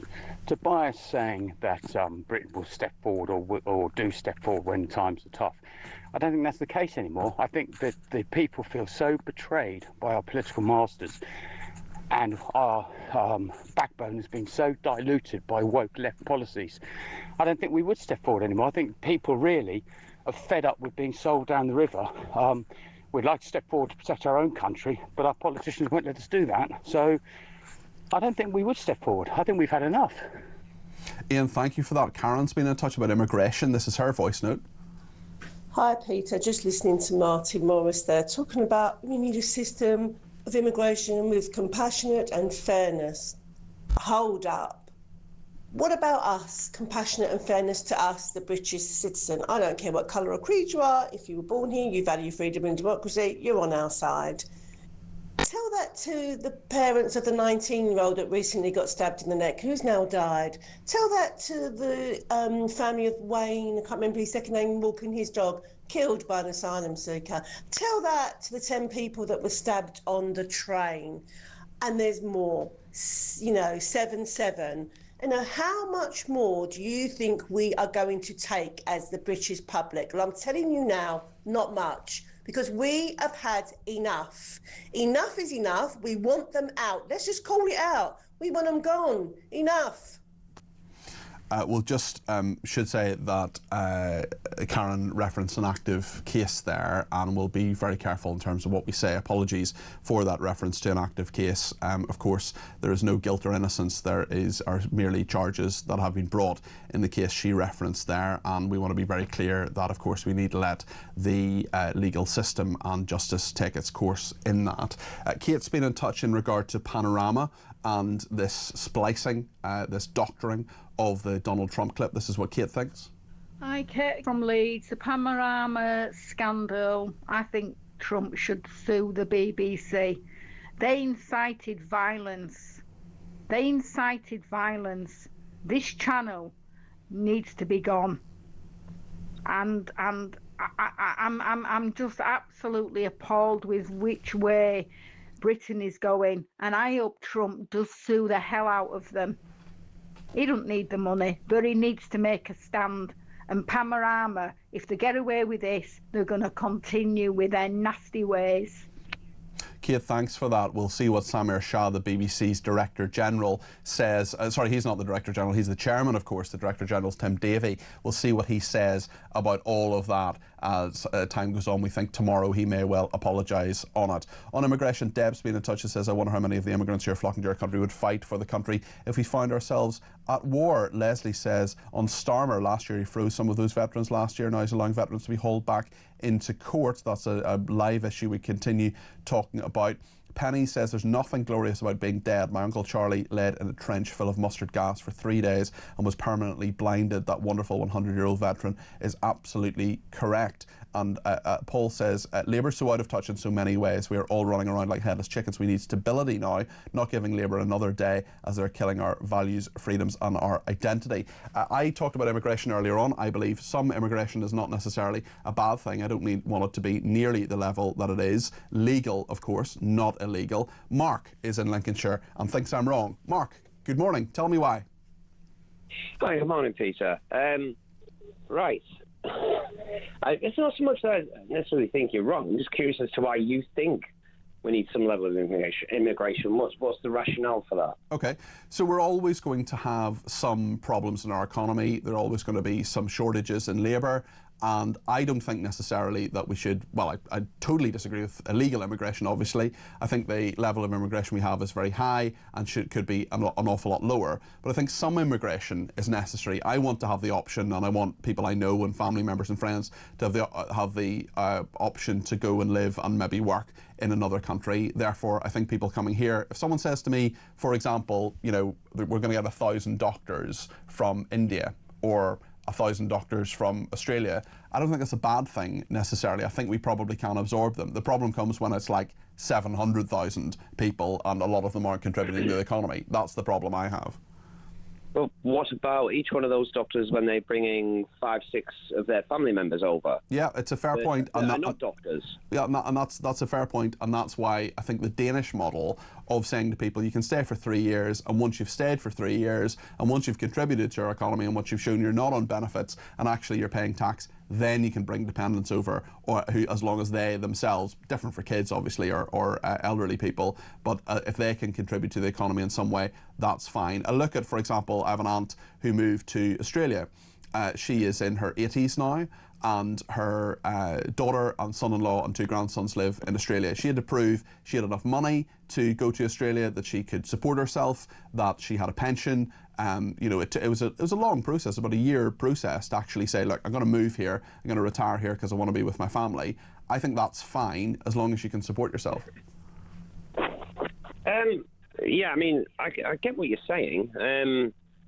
However, obviously, I mean, from my point of view, Peter, as I think you know, I think there should be zero immigration. I think the only way we tackle the problems within the country, certainly with unemployment and things like that, is to have zero immigration. But what is zero immigration, Mark? What is zero immigration? I mean, honestly going to say to diplomats, for example, if you have, you know, the American ambassador comes over that he can't bring his wife and family, or bring her wife and her husband and family. I mean, are you saying it's absolutely zero? I mean, what does it look like to you? Well, you've been a little bit pedantic about the I am. But what does zero mean? Does it mean zero? Obviously not complete zero, because you're going to have situations, you know, circumstances like that. where it's more acceptable to allow that, you know, for military personnel, say from America, that maybe bring some of their family over or whatever if they're here longer term. Not an issue with that. Where the issue stems is just this complete and utter just bring everybody over, bring all your family over and all the rest of it. That's the issue. Well, I think we completely agree on that, Mark, so so that's good. Listen, thanks very much for your call. I appreciate it. That's Mark in Lincolnshire. Lots more calls, texts, tweets and voice notes coming your way in just a second here on Talk. Stay with us.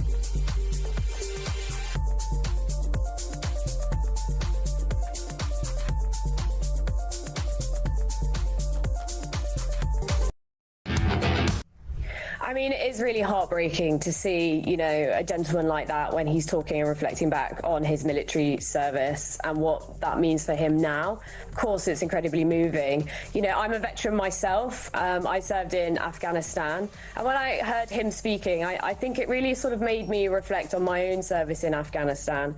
And also, I was kind of thinking, obviously, he spoke a little bit about why he has the feelings that he does now. But I was also just reflecting on what kind of things made me feel the same way as well.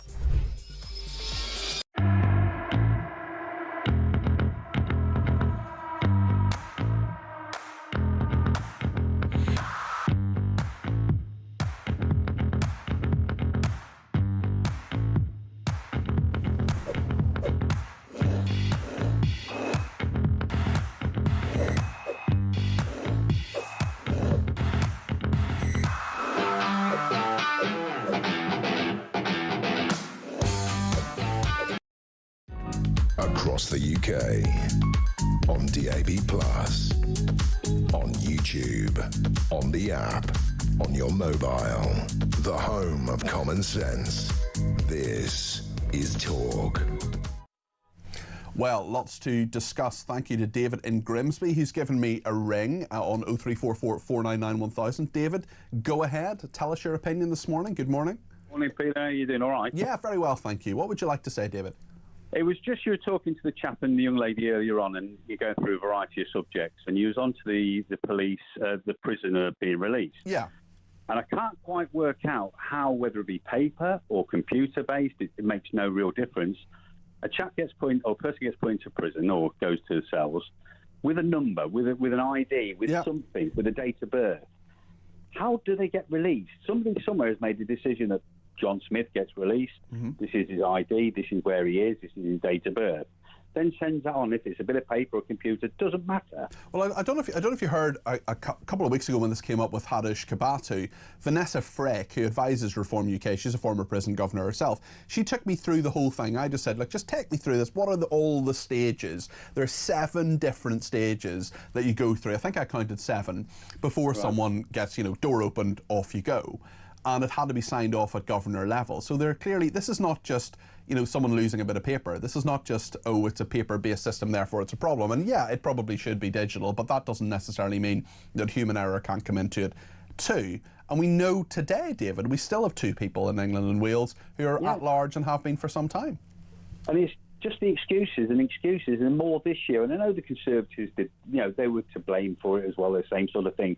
But at some point, you lose one person, surely you go, right, what's the learnings from? Yeah, exactly, exactly. Where does it stop? And it just gets worse. And then it's just the excuses. It's not us, somebody else. It's not that, it's somebody else. It's paper. It's just rubbish. And well, I mean, Lisa Nandy this morning said, the Culture Secretary said on the media that the government is getting a grip on this. I mean, do you think they are?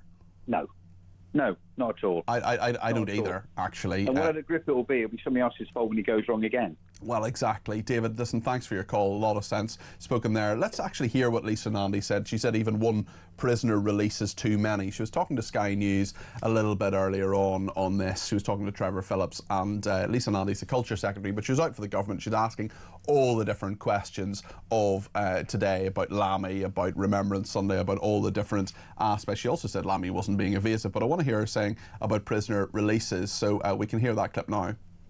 What I can tell you is that under the last government, for quite some time, there were on average 17 wrong releases. Under this government, that has risen. It's 22. That is completely unacceptable. It was unacceptable before. It's unacceptable now. Even one is too many. Lisa Nandy there speaking to Sky News a little bit earlier on. Bill is in Exeter and has given me a ring at 0344 499 1000. Bill, you're very welcome to the programme. What would you like to say? Hi Pete, hope you're well, mate. Hiya. Well, yeah, I take a bit of a knock on what someone said earlier about public servants. Okay. I'm a civil servant. I'm also a reserve soldier and have been for about 25 years. Great stuff. I've done multiple tours of Afghanistan and Iraq. Yeah, and I still, you know, civil servants that I work with are some of the hardest working people going, and they're the worst paid as well.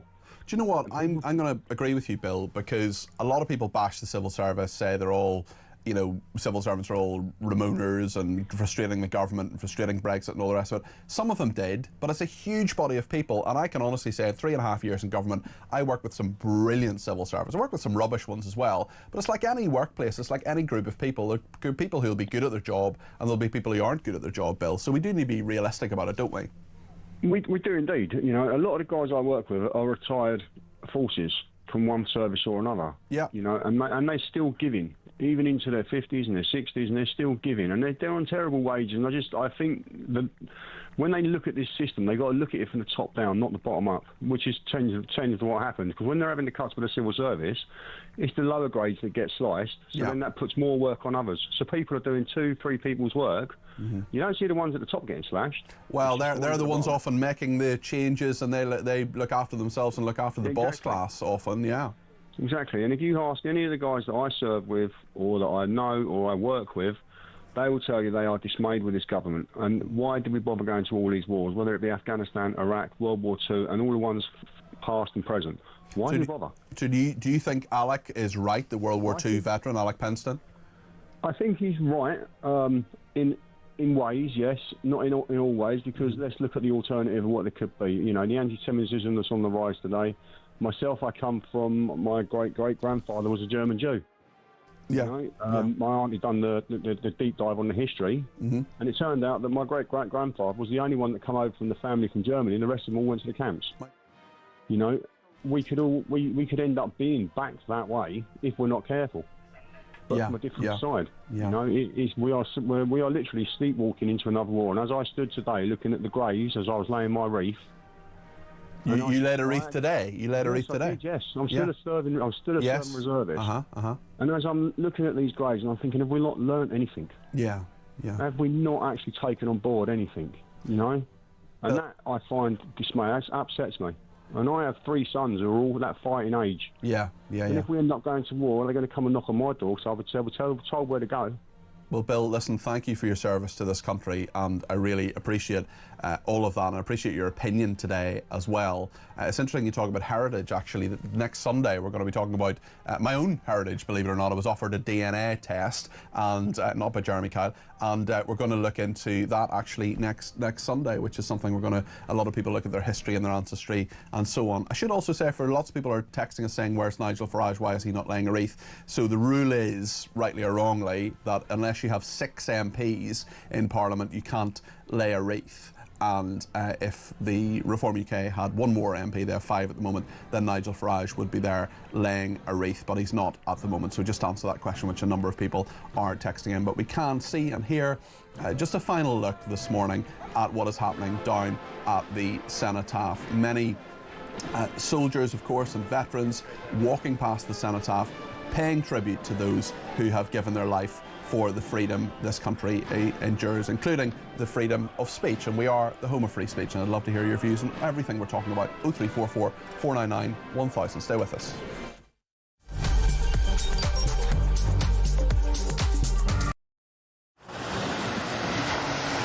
Libya has become a major transit route for refugees and migrants from sub-Saharan Africa, and many of them come through Libya dreaming of getting to the UK, particularly from Sudan, where there has been a civil war waging for the last 2 years. And those asylum seekers or economic migrants who make it from Sudan to the UK have a 99% chance of being given leave to remain.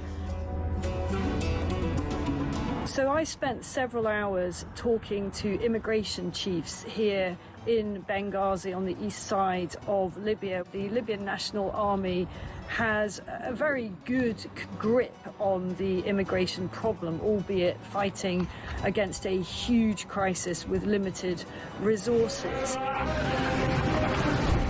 There is a very, very clear process of giving people proper health checks, the life-saving care that they need, and then working out where it is exactly that they've come from. Their message to the UK is that you are fueling this problem. You are effectively advertising a great new life for people from sub-Saharan Africa. They actually said, you know, what do you think happens when a guy from Sudan comes up through Libya and makes his way all the way to the UK and gets put in a luxurious hotel and provided with everything?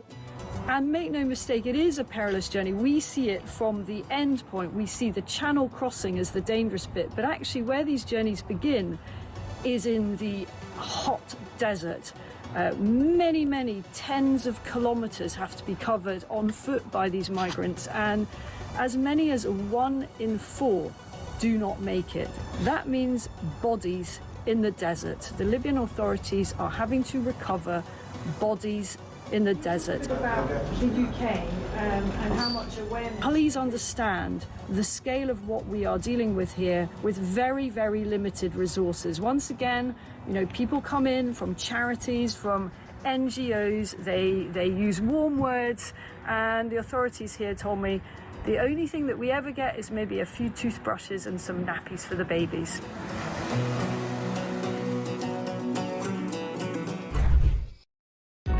Across the UK, on DAB+, on YouTube, on the app, on your mobile, the home of common sense. This is Talk.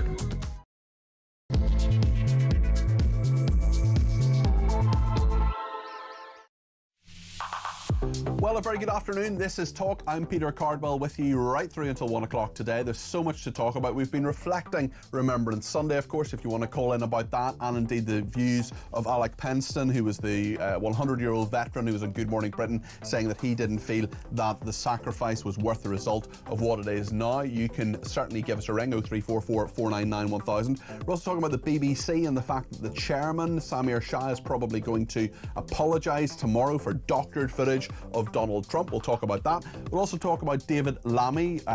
Lisa Nandy, his cabinet colleague, says he wasn't being evasive on Wednesday. While that row continues and plenty of people want to get their voice heard on it.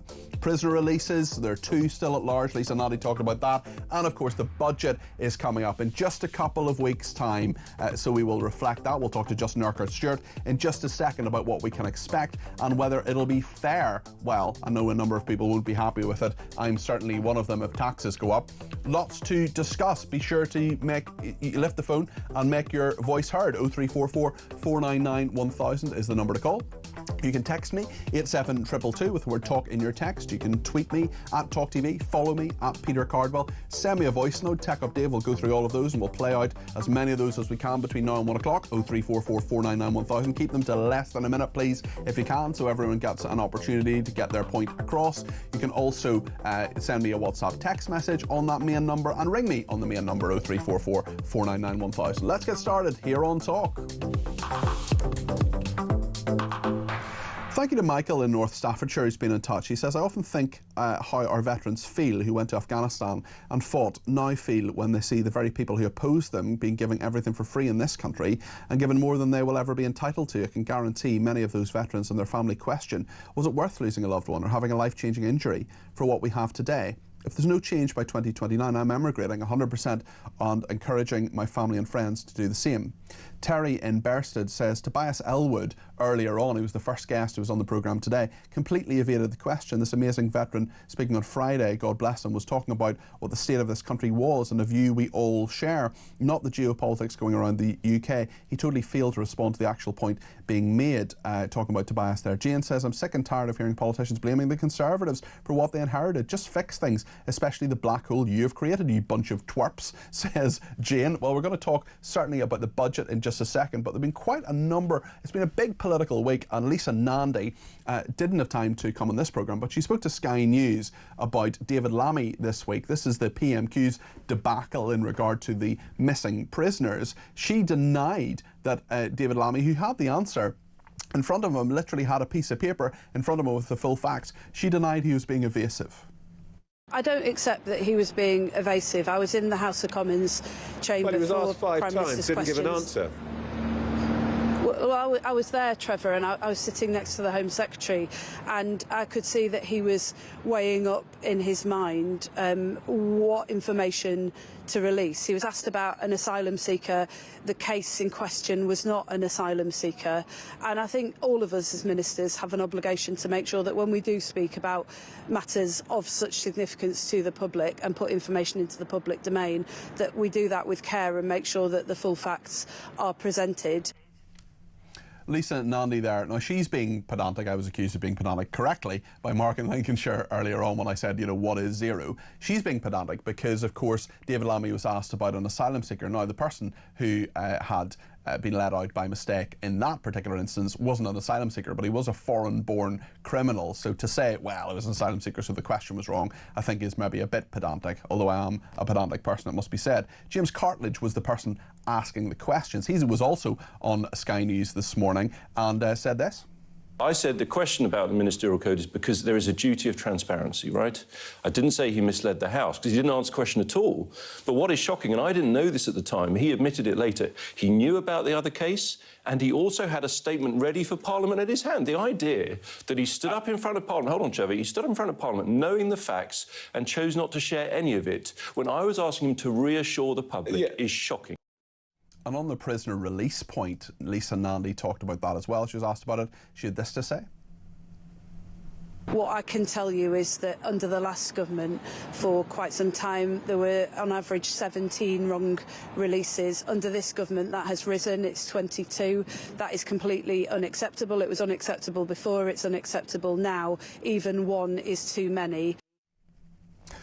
Well, Jason's been in touch from the Lake District about what Lisa Nandy has been saying. He says the same Lisa Nandy still thinks women can have a penis, men can get pregnant, and men should be allowed to compete in women's sports. It's logical that she would say that Lammy wasn't being evasive. Up is down, black is white, says Jason. Let's hear one more thing from Lisa Nandy. This is about the budget, the economy. She says that Labour will deliver the change people want.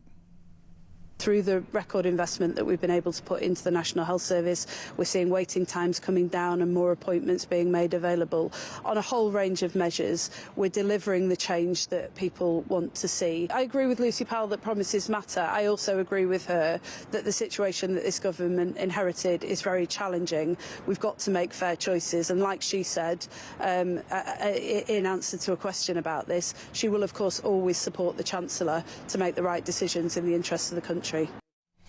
Lisa and Andy there referencing Lucy Powell, her former cabinet colleague. She was sacked by Keir Starmer and then returned in a blaze of glory to become deputy leader of the Labour Party. I'd be very, very interested to see if Lucy Powell supports Rachel Reeves, the Chancellor, if in 17 days' time in the budget Rachel Reeves does raise taxes, especially if it's income tax. It'll be very interesting to see what happens. Let's speak to Justin Urquhart-Stewart, who is an economist. Great to talk to you, Justin. Thank you, Peter. Thank you. Under pressure, Reeves told to slash the welfare bill rather than increasing hard-working Brits' taxes. That is what The Sun says today. Can she do that? Well, she can do it. Unfortunately, she's set a trap for herself by narrowing down what they could actually do by saying we're not doing income tax, national insurance, and one of the two other key areas, VAT. She found herself in a position where she's run out of money. She's run out of headroom. She has to take some very strong decisions, which may be embarrassing because they may go against what they put in the manifesto, but they've got no choice. What they can do, though, is actually put out a greater message of confidence that, yes, the country isn't broken, it's damaged. This is how we repair it. Because there are a lot of successes in our country, which a lot of politicians don't seem to understand, whether it's high-tech industries, whether it's those tech hubs around the place, in terms of actually creating smaller businesses. These are businesses wanting to invest more, but the reason they don't want to at the moment is they don't know what the government's doing. There's no Does the government know what it's doing? Does the government know what it's doing? And does it actually understand the nature of business and what business wants, especially when national insurance contributions for employers went up, making it harder, so many businesses tell us, making it harder to actually employ new people? Absolutely, because it puts in, I've had to in my career, when starting a business, you feel very exposed because actually people could actually have a go at you if they felt they're being unfairly treated. Now, maybe that does occur on occasions. Most people, when you're setting up a business, you're getting people together who understand the same vision and picture of what you're trying to create and are willing to take the risk. Remember, people just don't set up businesses because it's fun.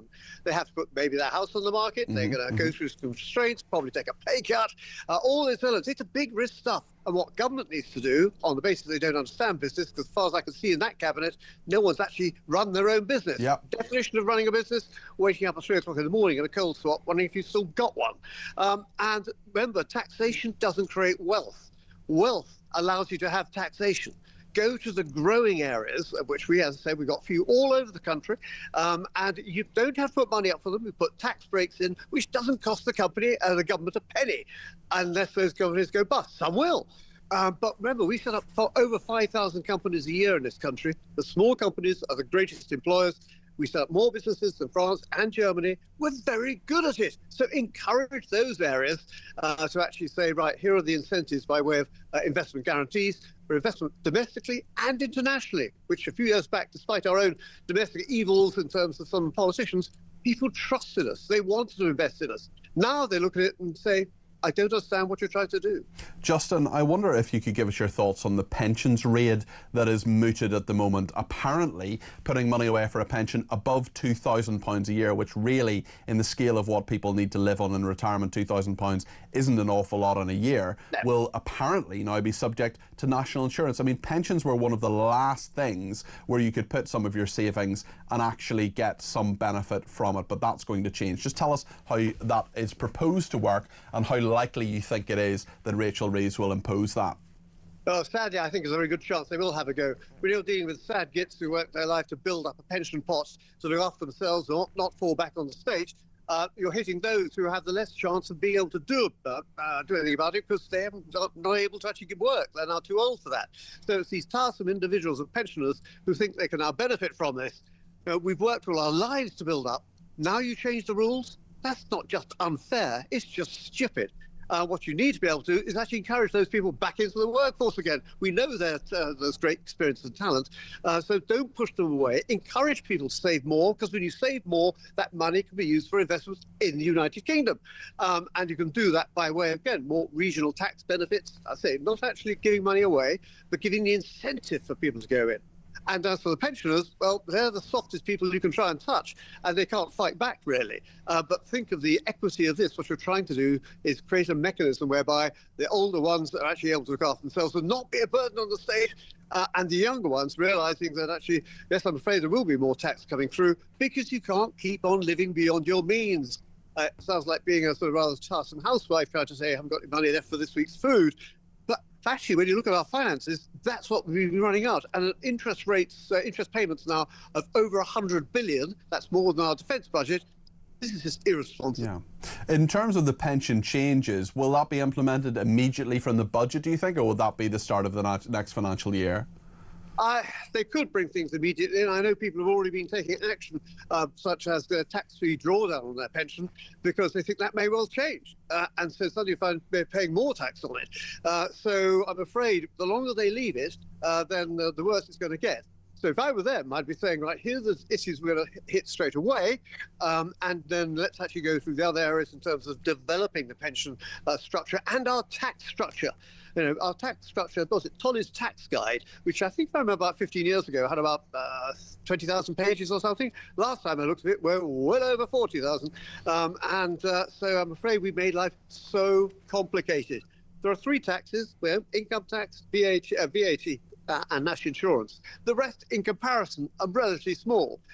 That's where you find your dodgy rabbit being pulled out of the hat, probably. But they're inconsequential. Go to the wealth creators, wealth drivers, encourage them more in there to make money, pay their tax, and lo and behold, there's more money to go around. It's a bigger pie, bigger benefit.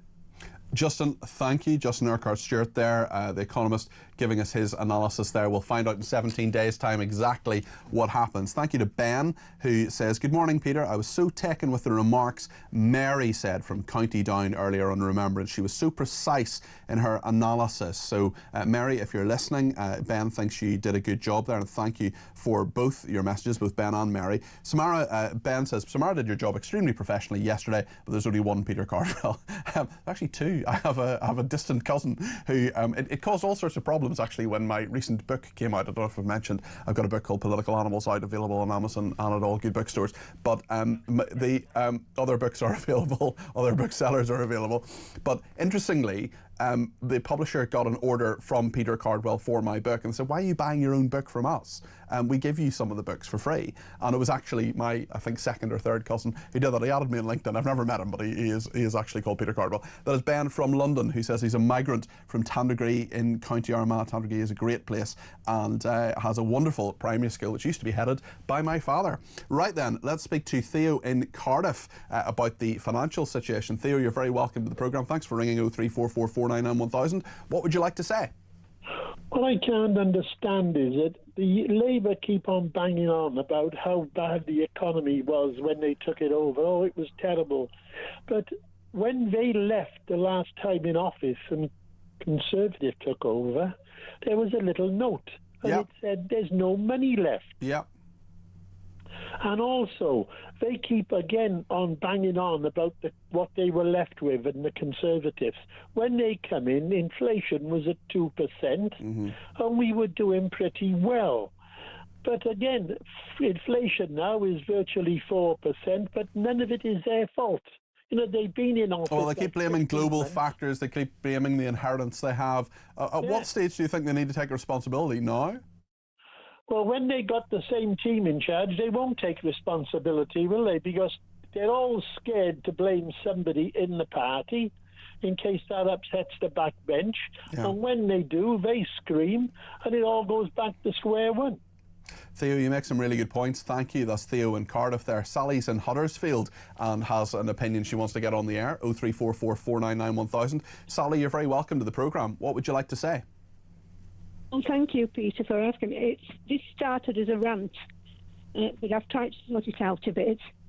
About the 100-year-old veteran. Yes. You know, and his sickness and sadness.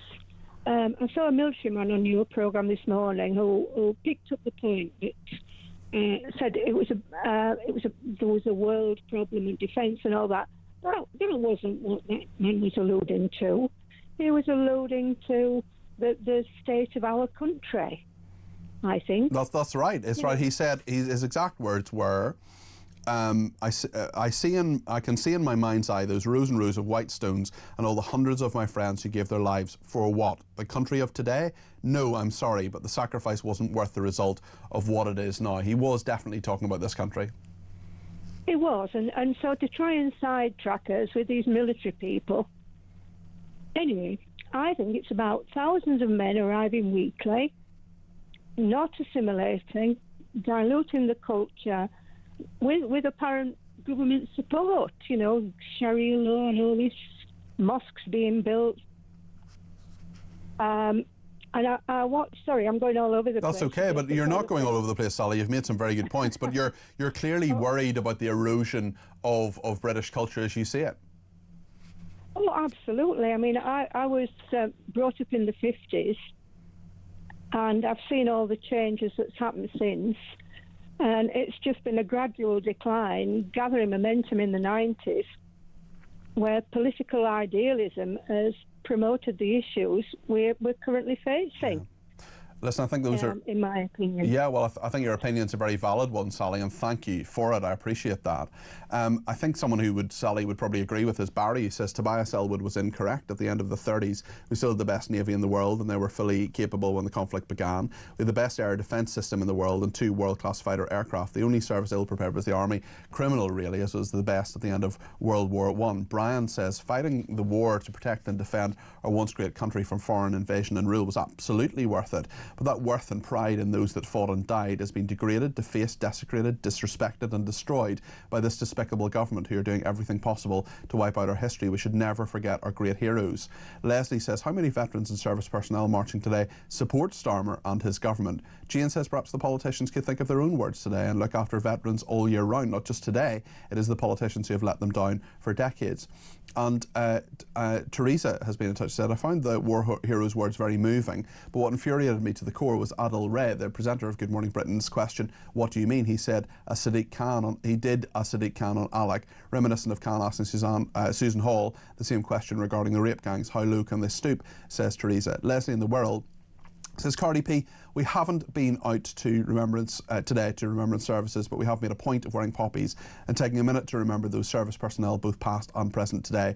The gentleman on ITV the other day made me so sad. I hope we can recover as a nation. Thank you, Leslie in the World. Well, thank you, Leslie. Stephen Millings in Belfast as well says, they didn't die in vain, but we are living in vain. We are squandering the freedoms they fought for. All woke governments are to blame. No Spitfire pilot fought for net zero or their current misuse of the European Convention on Human Rights. It is all so shameful, says Stephen in Belfast. Lots more to come, more opinions coming your way after the break. Get your call in 0344 499 1000 right through till 1 o'clock here on Talk.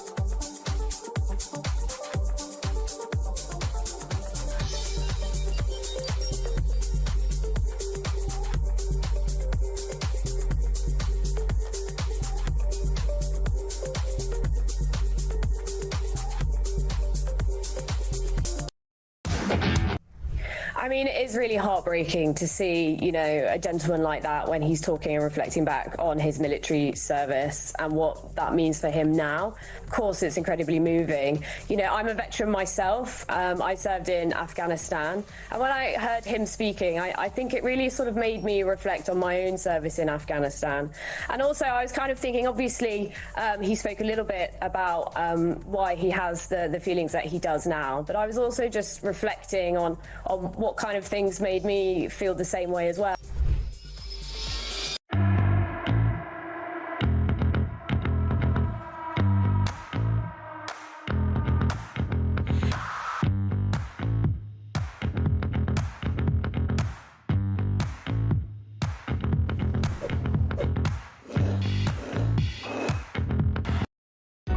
Across the UK, on DAB+, on YouTube, on the app, on your mobile, the home of common sense.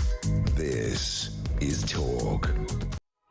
Thank you to everybody who's been in touch, including Pete, who says, on Alec Penston, I think that your guest, the politician the likes of Tobias Ellwood, deliberately missed the point of what Alec was referring to, and it's Ellwood and his type that are at fault for the state we find ourselves in, lest we forget. One person says, we're not the home of free speech or common sense. We've banned replies because people want info on Mike Graham's situation. Well, just to be very clear, as Kevin has said on air, as Julia has said on air, that's an ongoing situation that our managers are dealing with. And there really is nothing to say on that apart from the fact that it is an ongoing situation. We'll get the outcome of that at some stage, certainly, and that is, you know, we're not keeping anything from you. We're simply saying that it's an ongoing situation that's being managed. So as soon as we know the outcome of that and Mike's situation, we will, of course, bring it to you. Thank you to everyone who's been in touch about that and about other things as well, including Man of Mystery. He says, I don't know how Starmer has the brass neck to lay a wreath to the memory of the men and women who fought for free speech when he is tearing those freedoms down with his draconian clown show of a government. And Lorraine says, surely you're supposed to buy a poppy by making a donation, not just wear one. It is the poppy appeal, so you can't just wear one that someone else gives you. Great show. Yeah, that's absolutely right. And you should. Another person is Paul from Manchester. He says, just arrived back home from my local Remembrance Sunday service. It was emotional.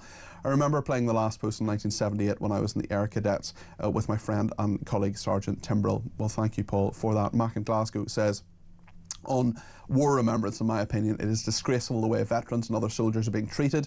This country needs to prioritise looking after our members of the forces over illegal migrants coming into this country.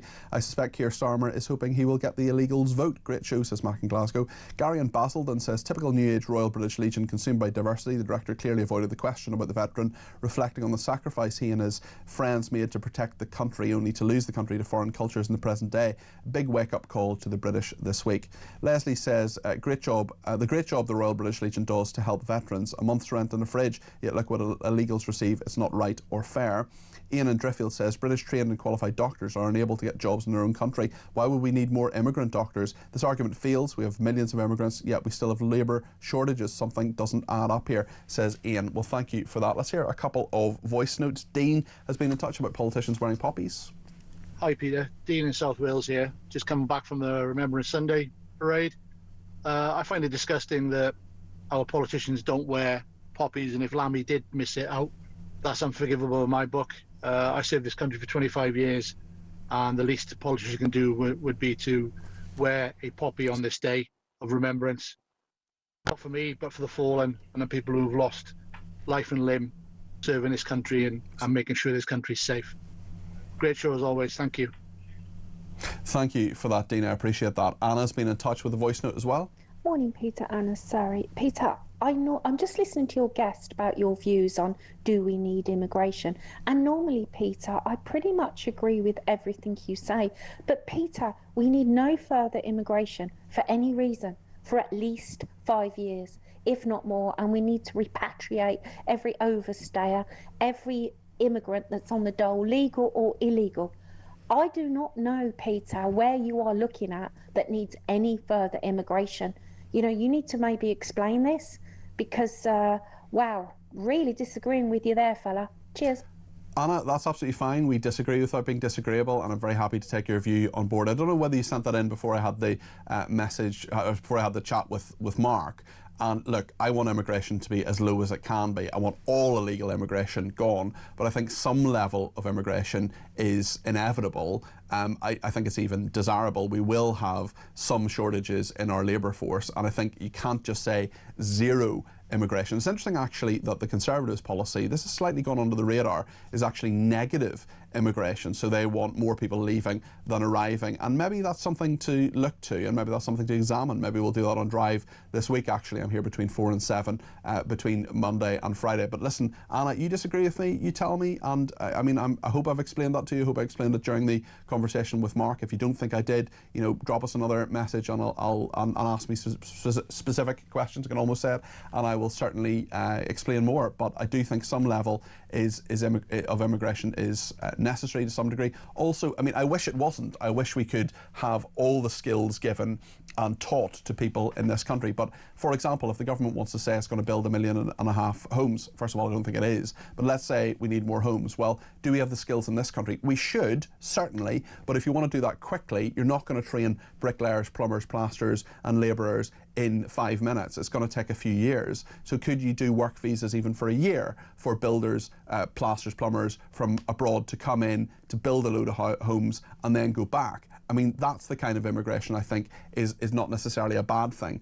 I lived in America for about 1.5 years as an immigrant and did a job that they needed doing in journalism. Then I came back. I was told very, very specifically, you cannot stay in America long term. So I think when we think of immigration, we also often think of people being in a place forever and having loads of dependents. I was a young man, didn't have any dependents, still don't, apart from Jack, and was there for a limited period of time. That's the kind of immigration to fill specific skills shortages that I think can work. But sometimes it doesn't. You're very happy to disagree with me, and if you want to disagree with me between now and 1 o'clock, feel free to give me a ring, 0344 499 1000. But Anna, thank you for your message. I appreciate it, and the debate that we have on this show is something I want to encourage and continue.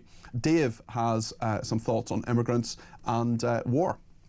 Great show, Peter. This is Dave in Leyland. Just a quick note on the lady that was saying about would the illegal immigrants fight for us if we were in a war.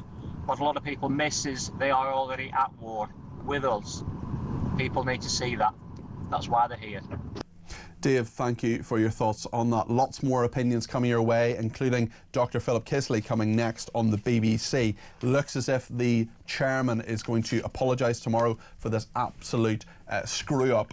More than a screw-up, I think it was something that was very mindfully done, and that is something that shouldn't have happened at all, which is a doctoring of a clip by Donald Trump. It was raised by Michael Prescott, the Sunday Times journalist. He was ignored by the chief executive of BBC News, Deborah Turness, and Samir Shah, who now President Trump has got involved, is probably going to apologise tomorrow. We'll talk to Philip in just a second for all his views on that. Let me know your views too, 0344 499 1000. Stay with us.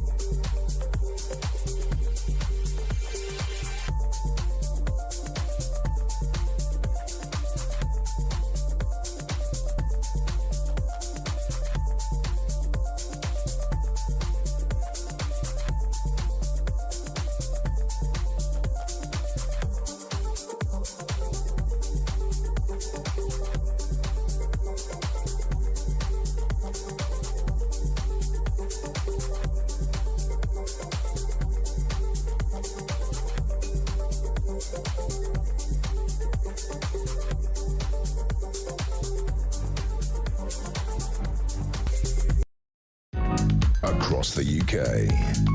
On DAB+, on YouTube, on the app, on your mobile. The home of common sense. This is Talk. And as you may have heard there, just a reminder that there's only one place to listen and watch Talk on your phone. Everything's now moving to the Talk app. So if you've got the Talk TV app, you've got to move to the Talk app. I know it's maybe a little bit confusing, but even I managed to do it. They don't allow me near any buttons here. As an arts graduate, Tech Up Dave is the man who presses all the buttons and keeps us on air. So even I managed to delete the Talk TV app, put the Talk app on my phone. It took me about 2 minutes. Tech Up Dave has a face of disbelief in front of me here behind the glass, but I did manage to do it, so now's the time to do it. You delete the Talk TV app, you put the Talk app, it's all changing the 1st of December. If you just do it now, get it over with, get it done, and then of course you can continue to listen and watch all the Talk programmes that you know and love. So that's Monday the 1st of December. The Talk TV app is going to be closed, so make sure you download the Talk app from wherever you get your apps from. Or keep listening to us on your car radio or indeed on your smart speaker. Well, lots to discuss in regard to David Lammy and very interestingly about the prison releases. Jane, sorry, I'm not even laughing at this. I think it's a brilliant message. She says, as a nurse of 35 years, I've never discharged a patient in error, unlike the prisoners. I think that speaks volumes, and thank you for that. Prisoners releasing the wrong prisoners, 100% solid gold, responsibility of the prison governors. You cannot share the responsibility. Sack the lot of them. Most of them have zero experience in that role and a good quality track record, says Simon. And on Remembrance Sunday, Ian says, I'm 57 and today I went to my first Remembrance Day ceremony. Surprisingly moving. I love my country and I get labelled as far right for it. We are constantly shouted at by some progressive types who are vile in my opinion, says Ian. And just one more before we speak to Philip Kisley. Leslie says, so Farage cannot lay a wreath as he only has 5 MPs. Next year, Labour won't be laying a wreath, says Leslie. Yes, a number of people asked us about that, about Nigel Farage, why he wasn't laying a wreath earlier on in our coverage there, of course, of Remembrance Sunday. And that is because you need 6 MPs to lay a wreath. Apparently, that is the rule.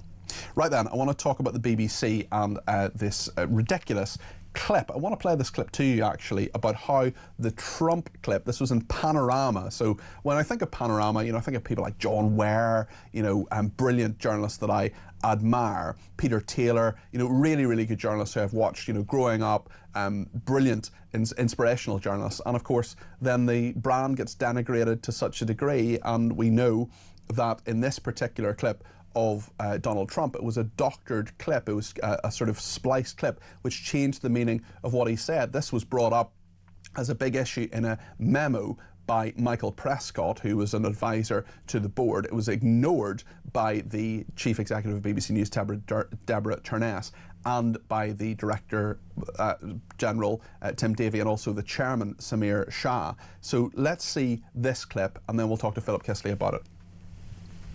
We're going to walk down to the Capitol, and I'll be there with you, and we fight.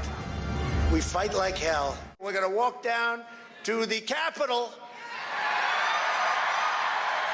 and we're going to cheer on our brave senators and congressmen and women.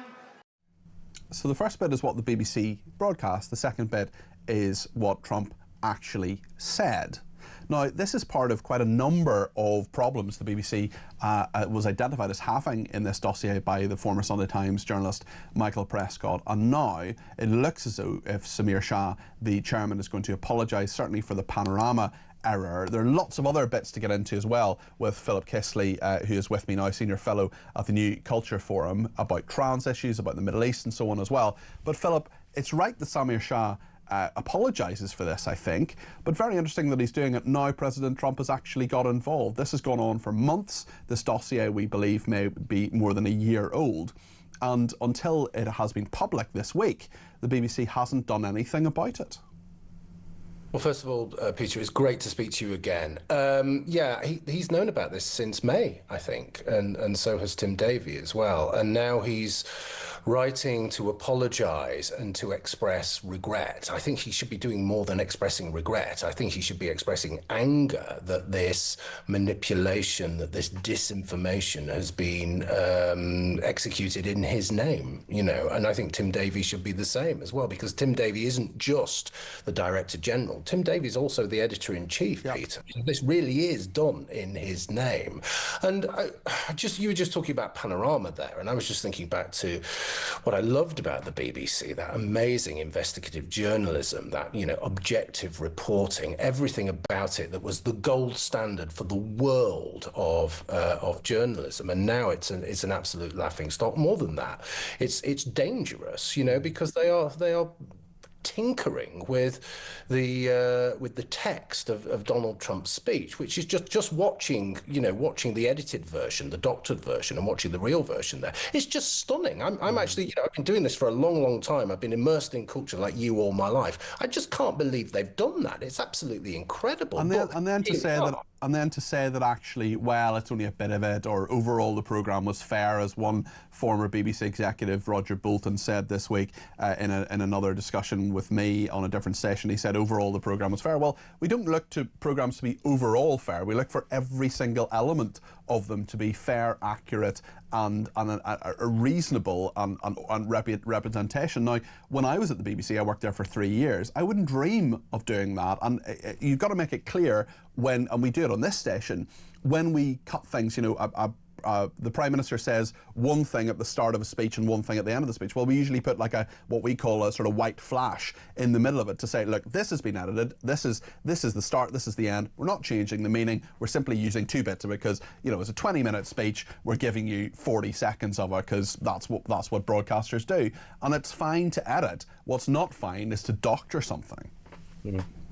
Yeah, I mean, I think what's going on here is that the culture has changed so much and so incredibly that these people don't actually think things of what they've done is terribly wrong. Okay, yeah, they'll say, oh, we've broken the rules and we need to look at it and we're very sorry and all of that kind of thing. But ultimately, you know, it's Trump, and he's a monster. He's literally Hitler. Of course, you know, it doesn't matter because that's what he meant anyway. So there is a sense that that these apologies aren't really what they're meant to be, because if they really were concerned about this, if they were concerned about the methodology, the way in which they're working, they would have torn this apart as soon as they knew about it. Don't forget, this is an 8,000-word dossier from a whistleblower. They knew about this months ago. But can I just read something out, Peter? Go ahead, yeah, by all means. This is from Nick Robinson. Now, you're probably aware of this, but some viewers might not be. He posted this on. So he's the former political editor, obviously presenter of the Today programme. He's the presenter of the Today programme. I think I know what you're going to say. Go ahead, Philip. All right. Okay. We, like others, need to listen and learn. Okay, fair enough. But then he goes on to say, we can and will do better, but we should stand up to those who prefer propaganda and disinformation. You, the BBC, have been peddling propaganda and misinformation at the highest possible level, at the most destructive possible level. So that is the kind of thing, very specific. And John Simpson agreed with him, who has made a series of errors most recently, and actually the coverage of the Middle East is something that the BBC has been severely criticised for in this report as well. And we've known this for ages, not least in the Gaza documentary, which was actually narrated by a child who is the son of a Hamas terrorist. And then we had Deborah Turness, again, the chief executive of BBC News, saying, well, we've got to make it clear that, you know, Hamas is a political organisation and a terrorist organisation. Well, she didn't say terrorist, of course. She said, I'm not quite sure what the word she used, but certainly not terrorist. Well, it's all prescribed under UK law, and all Hamas members are terrorists. So you know, this equivocation, well, actually, it's a bit more complicated than all of that. They put a child who was the son of a Hamas terrorist narrating a documentary which was falsified in a number of ways, and then said, "Oh no, it's the production company that lied to us." Well, actually, first of all, if you'd done your job, what are all these executives for? What are all these executives in the BBC for? Who's actually lost their job as a result of that? Who at BBC Arabic, when they tell mistruths about the Middle East, is sacked as a result, who's disciplined. You know, they sort of hold their hands up a little bit and say, well, maybe mistakes are made, we'll learn lessons. But where's the accountability there? Exactly. And, you know, there are 1 in 5 people in this country who are anti-Semitic, who hold anti-Semitic views. Now, there are lots and lots of reasons for that, but the BBC is clearly one of them. The BBC staffers thought it was okay for some idiot to go on to the Glastonbury stage, and they broadcast it live, or pretty much live, saying, you know, death to the IDF.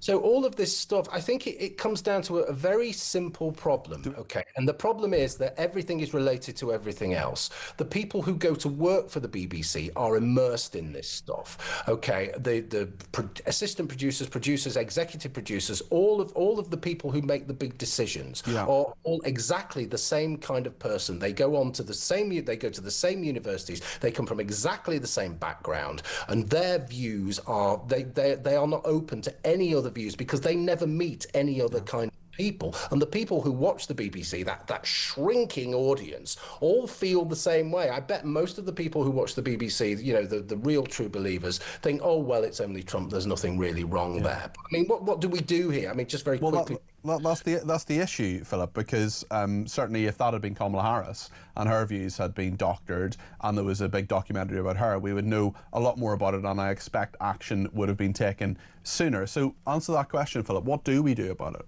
Well, I think there are a few things we can do. I mean, first of all, it's defund the BBC. You know, I mean, people are paying. I know many people who pay their television license. They never watch the BBC. They pay it just because they want to watch live television, okay? So there's something fundamentally wrong with that. If the BBC are promoting propaganda and disinformation and are palpably anti-Semitic, then there is something wrong with that. Now, what they can do is make it into a subscription service. If people want to pay to watch this nonsense, then fair enough, let them pay. But I don't want to have to, well, I don't, but I don't want people I know to have to pay to watch all of this stuff. So just make it a subscription service, defund the BBC, and you're not allowed to say this, but I am because I'm a guest, don't pay your television license. Well, I can't encourage people not to break the law, certainly, but there are a lot of people who don't, and it's actually not breaking the law if you're not watching live television, certainly. So actually, that's what I've said in the last 30 seconds isn't really relevant. Philip, thank you very much, as always. Great to have you back on the show. That's Philip Kistley there, Senior Fellow at the New Culture Forum, and we've got a text here who says, guess where the BBC are running the Panorama story on their website? Not on the front page of news, not in politics, not in the US. You can find it in the culture section. As always with the BBC, you have to know what the story is to find it on their comms channels. This is a cover-up, says this viewer. Neil says, why is it okay for politicians and the BBC just to apologise? And it's okay, just try to apologise for driving a bit faster. It cost me £100. This country is two-tiered and totally corrupt. Hi Peter, great show, says Nigel. Remembrance Day is there so we can all come together to honour those who fought and died so we can live in freedom. This is the one day of the year for a politician to acknowledge this belief. They should be doing this through policy and speeches through the year. It should therefore be blatant to see in everyday life it really isn't and hasn't been for too long. 100-year-old World War II veteran Alec Penston was correct, and the British population absolutely know this and are behind him. Jack in Gravesend says, thank you for your support for the current and fallen who put their lives on the line to give us what we take for granted daily. Unfortunately, the current state of this country will only but allow the loud minority to slander and takes Alec's comments in a bad light. These people are dangerous. Stephen Cornwall says, the last few days I sense certain Labour MPs are just making these comments and lining themselves up for Keir Starmer's job. I get the feeling the Labour government are about to implode, as I think many Labour MPs are now realising their jobs are vulnerable. Just as Philip was saying there about the death of the IDF rant from the anti-Semitic Pascal Robinson Foster of Bob Villan. It's now 133 days. I mention this every single time I'm on air. 133 days, still no interview that we know about, certainly no arrest, and certainly no charges for Pascal Robinson Foster, who in my strongly held personal view broke the law, incited violence, and I have a standing invitation for the Chief Constable of Avon and Somerset Police, that is Chief Constable Sarah Crew, to come on my programme to explain why this isn't further on than it should be. I will return to this every day this week on Talk Drive. I'll take some calls next. Keep them coming in, 0344 499 1000.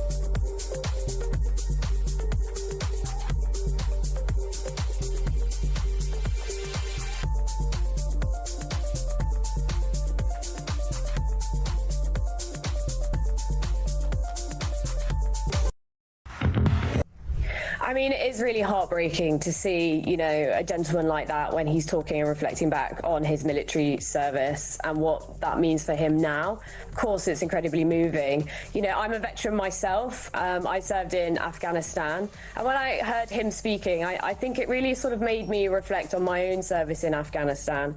And also, I was kind of thinking, obviously, he spoke a little bit about why he has the feelings that he does now. But I was also just reflecting on what kind of things made me feel the same way as well.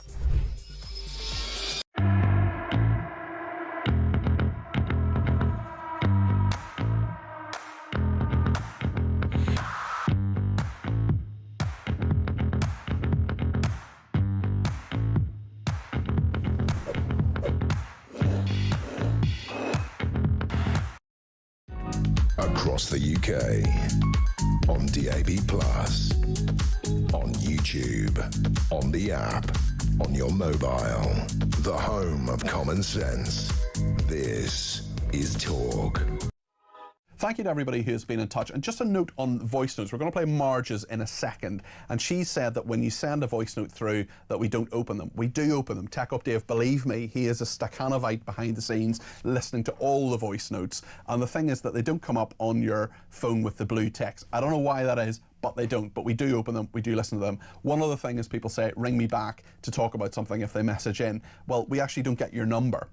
So we get your number if you ring in, of course, because we've got to ring you back, but we don't get your number if you text or WhatsApp a text message in or send a voice note in. We don't have your number. That's just the way our system works, so we can't ring you back. So to get your voice on the air, you've got to either send in a voice note, and we're going to play Marge's in a second, or you can, of course, give me a ring, as Peter and David have done, and we'll talk to them before 1 o'clock. But first of all, Marge, I want to play your voice note. Here we go. Today I went up into town just in time for the remembrance minutes, and the entire town stopped when the clock struck.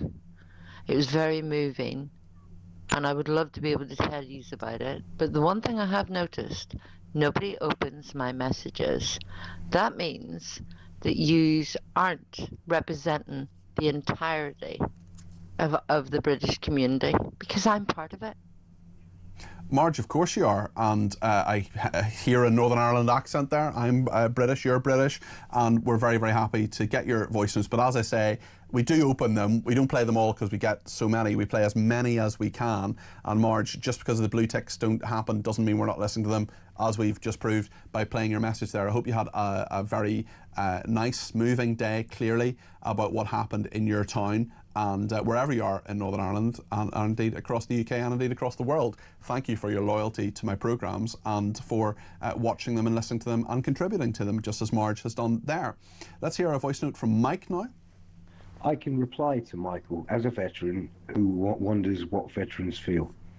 What we feel is exactly the same as our dear veteran 100-year-old friend felt. The fact is, the country has gone down. We did not fight for this, and on this day of reflection, for my fallen brothers and sisters before me and everybody else who supports us, I thank them.